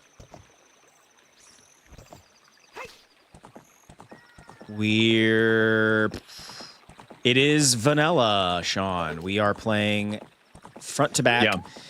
You know, to just tickle that little nostalgia pickle from our childhoods. Bolero of Shadow goes hard too, though. It does. Yeah, let's go with Nocturne of Shadow. That is correct. Okay, Mark says you have to unfreeze King Zora and have long shit to be able to do sword quests. Okay, so we're gonna have to go to the water temple beforehand, which sucks because I would rather, you know, it would have been nice to like rock the. I love walking around with a big sword. God, that doesn't sound like anything you've ever done in your life. I know. Yeah. Aha! All right, number 15. What arrow? We're almost done here. What arrow do you find in the Gerudo training grounds? Iron arrow, fire arrow, ice arrow, light arrow, or steel arrow? Well, you can steal some arrows while you're there, but I'm pretty sure it's the fire arrow. What arrow do you find in the Gerudo training grounds? I forget where you get the light arrow. That's later though. That's like very much towards the end. Ice arrow. Oh, is it ice? My bad. Long shot. Oh, you have to unfreeze that's King right. Zora and have long shot Long to be shot. able to do the sword. So you can't do that sword quest. Yep. Okay. Ice arrow. Everyone's saying ice arrow. That is correct. You said fire arrow, Drew. If we listened to Drew, y'all, we would not be doing great. Okay, number 16. I think this is the last of the questions. How many jump slashes with Big Oran's sword does it take to kill a iron knuckle? How many jump slashes with the Big Orange sword does it take to kill an iron knuckle? 1, 2, 3, 4, or $1 million. Huh? That's a great question. I don't I love this actually song. know. Yeah, dude, it's my jam. Kind of reminds me of Zorro when you're on that horse. How many jump slashes with Big Oran's sword does it take to kill Iron Knuckle? 1, 2, 3, or 4? We've got 2 3s and 1 4. If we don't get any more... Oh, it's conflicting. I think Drew might have to be the tiebreaker. Is it... We got multiple 3s, multiple 4s. What is it, Drew? Is it 3 or is it 4? How many slashes with Big Oran's sword does it take to kill an Iron Knuckle? I'm going to go with 3, Bob. That is correct. 3, because Iron Knuckles have a high amount of health and require multiple strong attacks to defeat. Last question. Name the temples of the Ocarina of Time. Okay. Forest, water, fire, shadow, spirit. Water, fire, Time. shadow. Forest, water, fire, shadow, what? Spirit. Yeah, forest, fire, water, shadow, spirit. There's 5. And then time, sort of. I mean, if you want to get... There is a temple of time, a time temple. Oh, see, this is... I don't like this. I got the answer wrong because I had to type in Temple of Time, Forest, Temple, Fire. I just typed in water, fire, shadow, and spirit. We definitely got that one right. Let's look at our results. And it says our session has expired. Wow. Try it. Dude, I hit try again, and it's going to make us do the whole thing again, which we're not. Fantastic. 17. We got 15 out of 17. I don't know what that math is. Anyone know the math? We got 15 out of 17. I mean, I would say we passed. We would have passed the 3rd grade. Oh, what a glorious day. It's best to start with a jump slash and then crouch stab damage values. Follow your most recent damage value for whatever reason. It does equal damage, but quicker attack speed. You hear that, Drew? I did. That's a tip from Lane. I'll read it to you again. It's best to start with a jump slash and then crouch stab damage values. Follow your most recent damage value for whatever reason. It does equal damage, but quicker attack speed. That's great advice, Lane. Thank you very much. That was Ocarina of Time. Whatchamacall? We just played Ocarina of Time trivia. Jeez, Louise. Sometimes I just lose my train of thought and I just can't get it back for the life of me. Yeah, Drew. it's called getting old. Drew. Oh my god! I thought you were eating an egg with the shell on for a second. Like I saw out of the corner of my eye. I thought you were like Drew, and then just I was like, oh god, channeling your Frank from It's Always Sunny in Philadelphia. Mm-hmm. Oh god. Anyway, I don't know what kind of apples these are, but they're good. They're not as juicy as your apples, though, Drew. Yeah, dude. Cosmic Crisp is it's the best apple that I have come across, and it's consistent every single time. Also, you can leave it in the fridge for like 2 weeks, and it doesn't get all mealy. It does get less juicy though. So, down A. Here's Right down. Here's some really terrible jokes prepared by AI, and this is why robots will never fully take over, because of crap like this. Hey Drew, why did the gamer bring string to the party?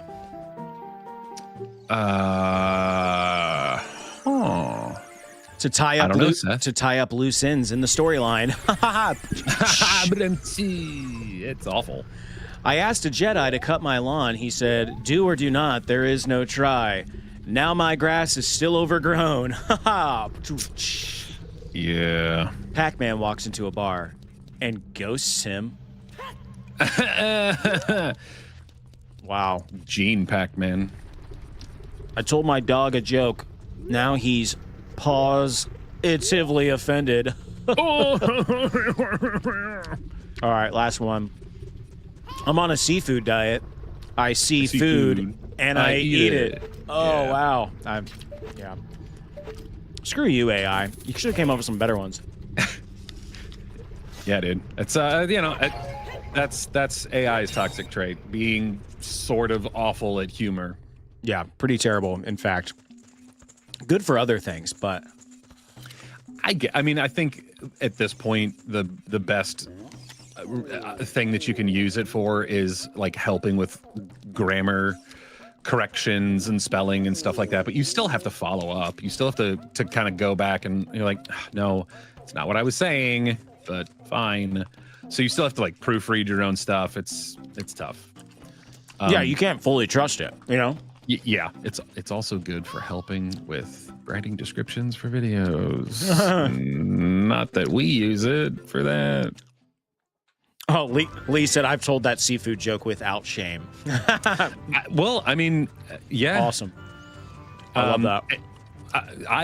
I have an actual joke for you, and Okay. I'm wondering if you'll get it or think it's funny. Okay, hit me. All right.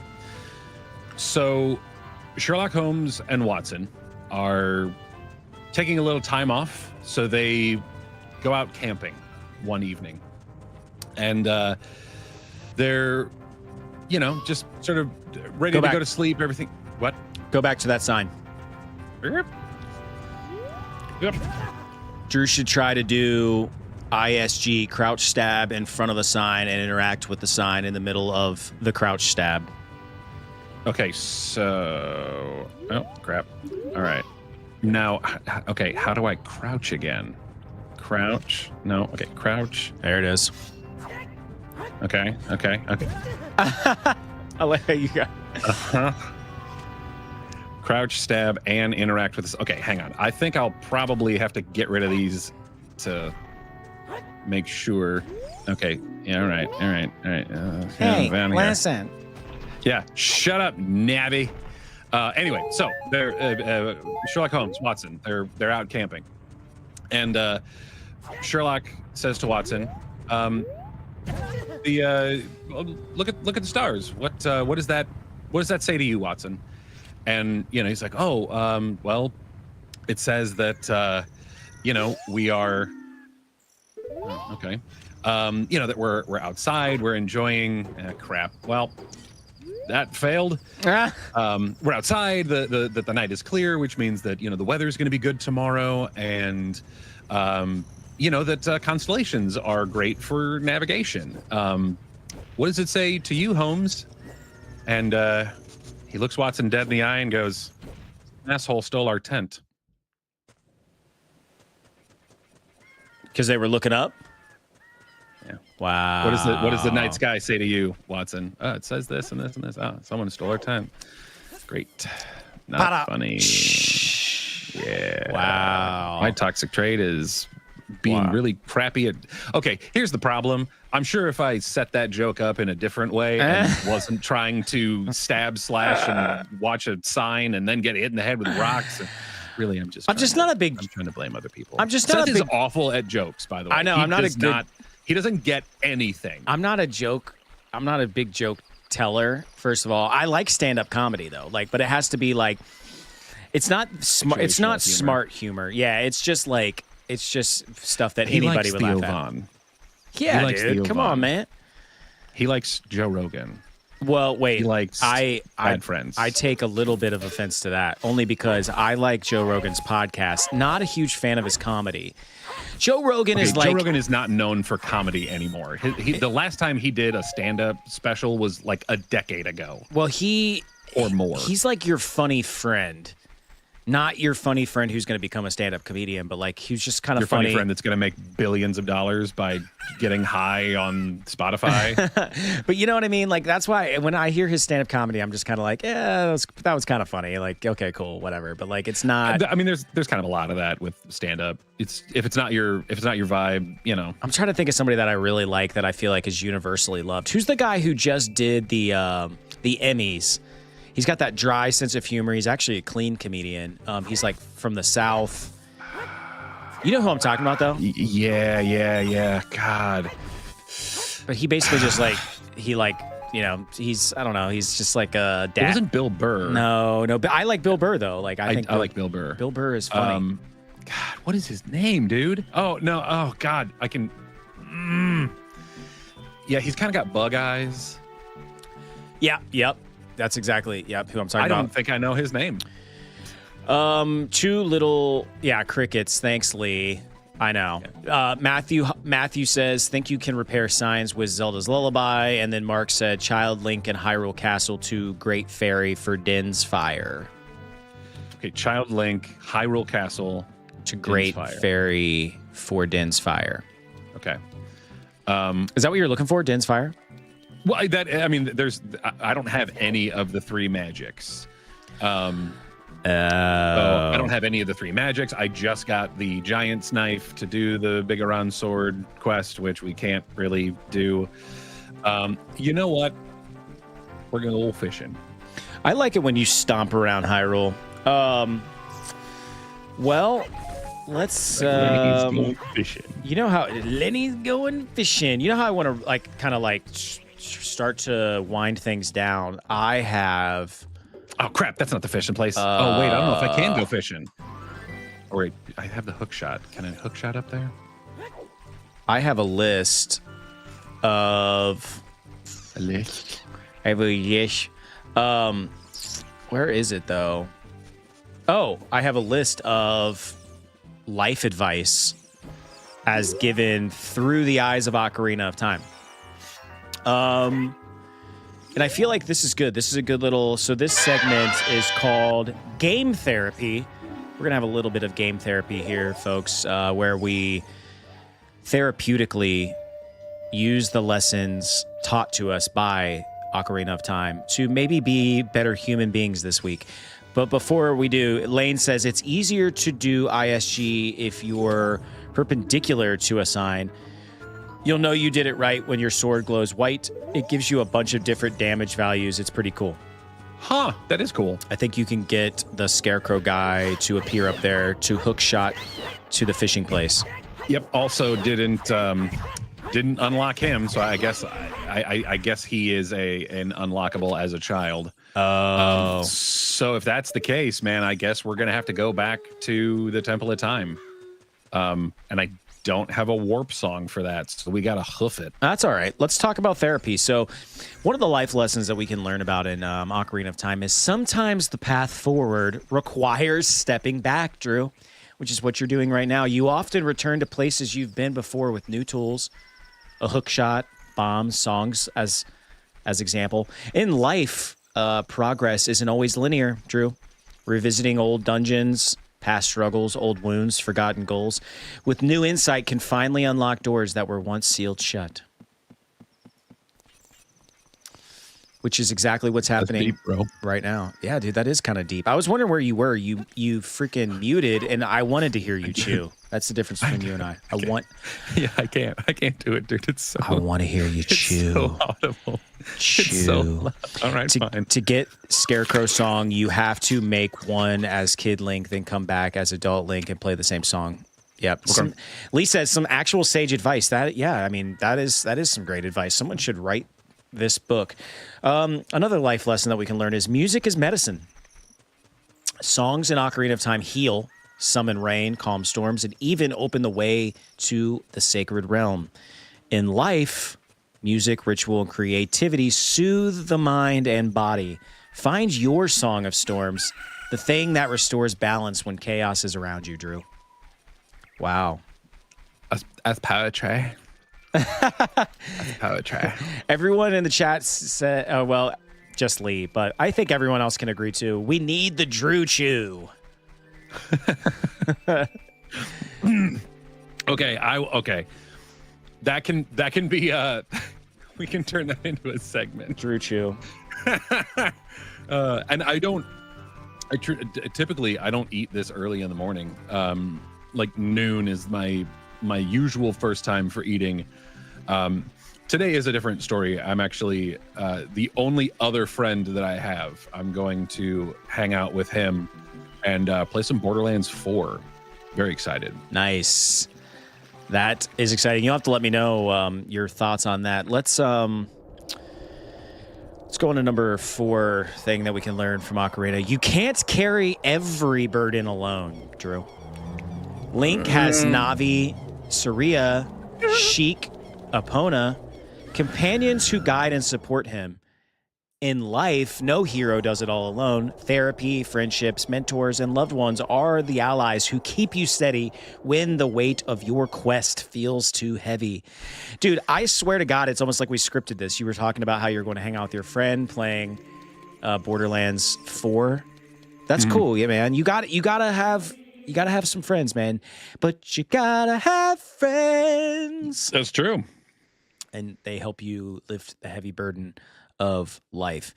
You destroyed the wicked creatures that haunted the temple and awakened the sage. But there are still other sages who need your help. In order to awaken all the other sages, you must become even more powerful. You must travel over mountains and underwater. And even through time. Yeah, Lee, I agree. It's like strangely good advice that can be pulled from this game's narrative. For real, real. Yeah. Freaking crazy, man. Yeah, just spam through this. I mean, the time will come when you will have to return here quickly. I will teach this to you. And it's a song, much like the other stuff. You should have came here earlier, but you're here now, brother. I know. Let me just whip this little loot thing out of my asshole.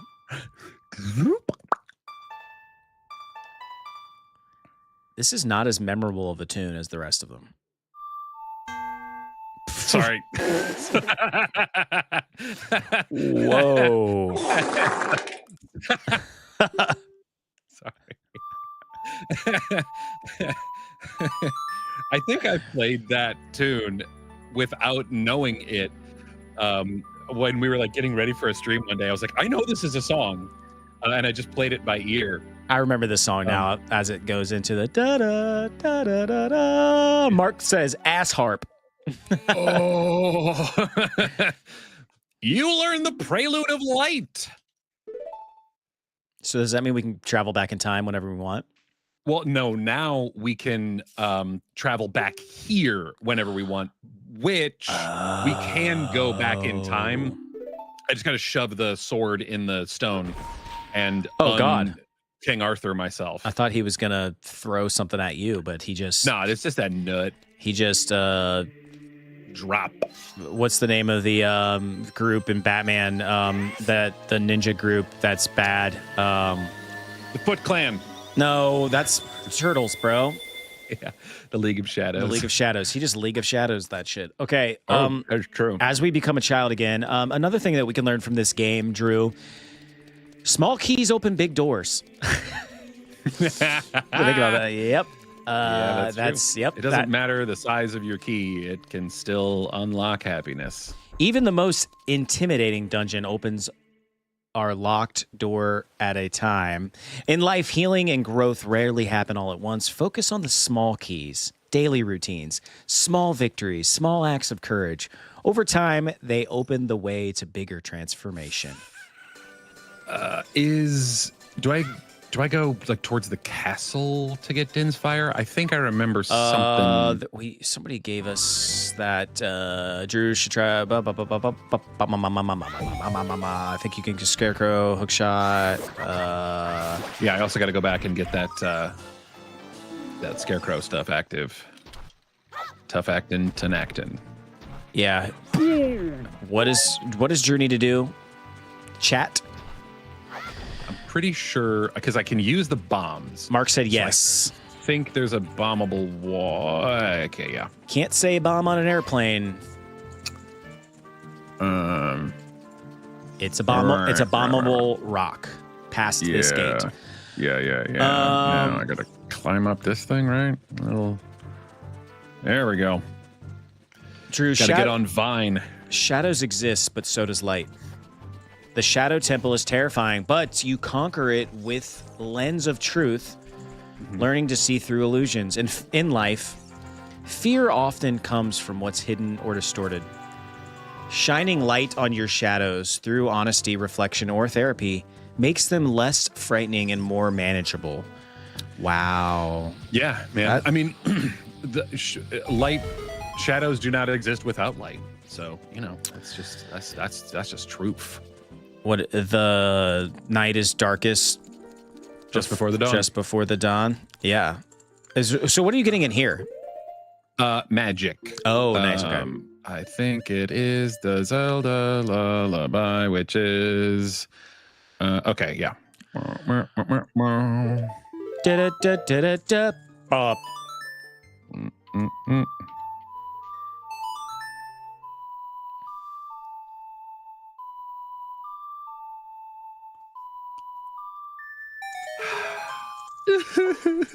I like how there's like a moment of silence there.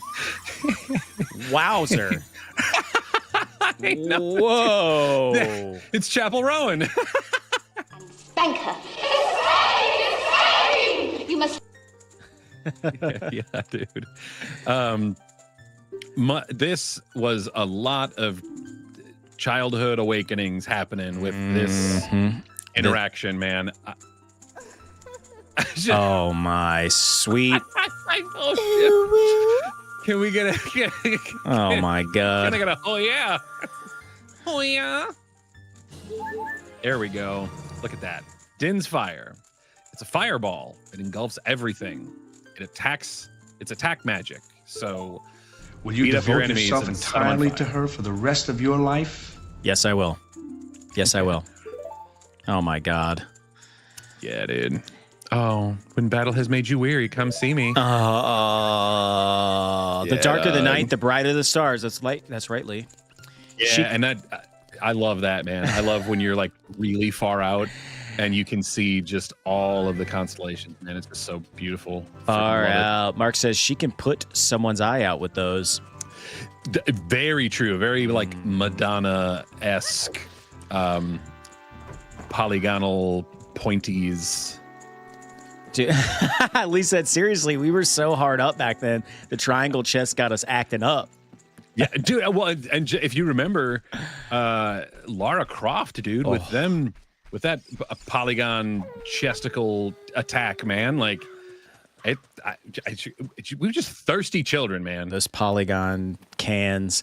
All right, last one here, and then I think, what do you think, Drew? Like, are we going to wrap it up with one last final word of wisdom? Well, let's make it to the scarecrow. We're gonna. Okay. Oh crap! I gotta. Man, I'll tell you, man. I'm the worst player. I have to always look up these songs. It's because I go weeks without playing this. Yeah. So. That's fair. That's fair. Let's wrap up this portion of the segment. Final words of wisdom from Ocarina of Time. This has been a nice little therapy session. I think we can all agree. The last thing we can learn here is the world needs you, but so do you. Hyrule's fate rests on Link, but he still has to rest at Lon Lon Ranch, play his ocarina under the stars, and tend to his own journey. In life, Drew, helping others doesn't mean burning yourself out. Your personal well-being is part of the quest, not a distraction from it. Well, I mean, talk about burning out, man. One of the reasons why I wasn't on stream last week, there was other reasons, but one of them was because there was a time conflict with Seth and I, and there was like, oh well, we could either do it earlier or we could do this or we could do that, and I just couldn't, dude. I was like, yeah, sure, but I think Seth knew that like my heart wasn't in it, and so he gave me the day off, which was great. And I know that sounds so dumb, but like it was great. Okay, I guess it has to be like night for that Jagmo to talk to me. He's on a mission.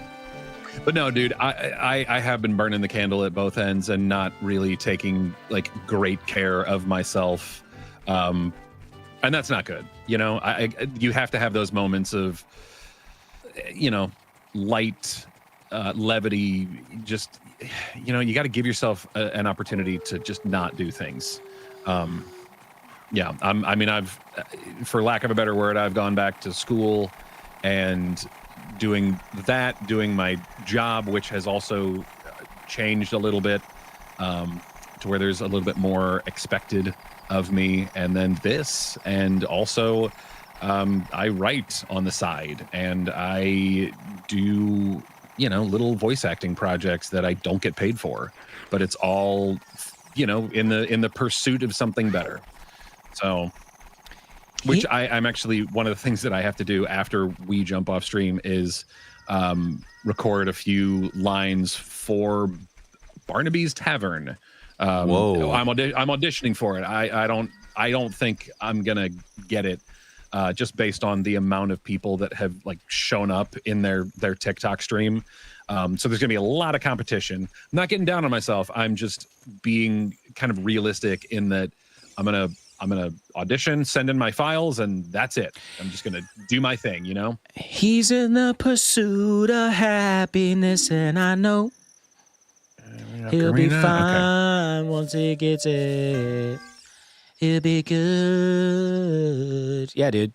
You gotta like, oh yeah, Lee said, oh, he's gonna get it. You are gonna get it. True. You are gonna get it. Let's get this scarecrow. If Drew can do it. That's it? Well, not bad. I will remember if for you anyways. Huh. I don't mean I can remember only 8 notes, but let's just cut it right there for now, baby. I don't remember what I did. Oh, no, you have to do it twice? Well, no,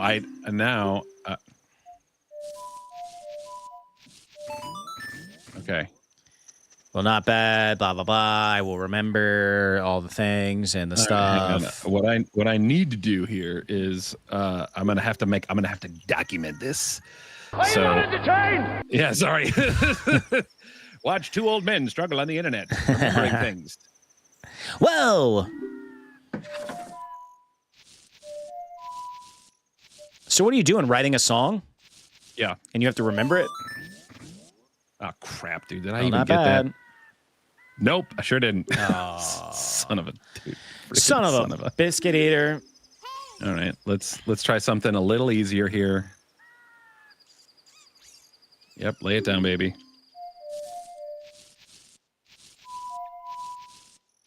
All right, hang on. Got to get the camera ready. You got it. Okay, that was up. So he didn't like that. It wasn't 8 notes. That's all. Well, the first one I did, I just spammed the A button. He did not like that. Oh yeah, that's when he spun around like a top. Yeah, dude, he's sitting on that sucker and spinning, bro. Okay, so does this become the Scarecrow song? That has become our Scarecrow song, I think. Oh. I'm pretty sure. Pretty sure. Yeah, Matt said seen people hammer the A button just to be quicker. But didn't you try that? I did, and he was like, "Nah, dog. Hang on, let's try this again." See, he didn't like it. But picky little booger. That's right, Lee. So did that just screw it up? Do you have to redo it? Maybe. I think you have to redo it. Okay. You little heart piece, you. You're getting so many heart pieces, I can't even depict them on the vertical stream.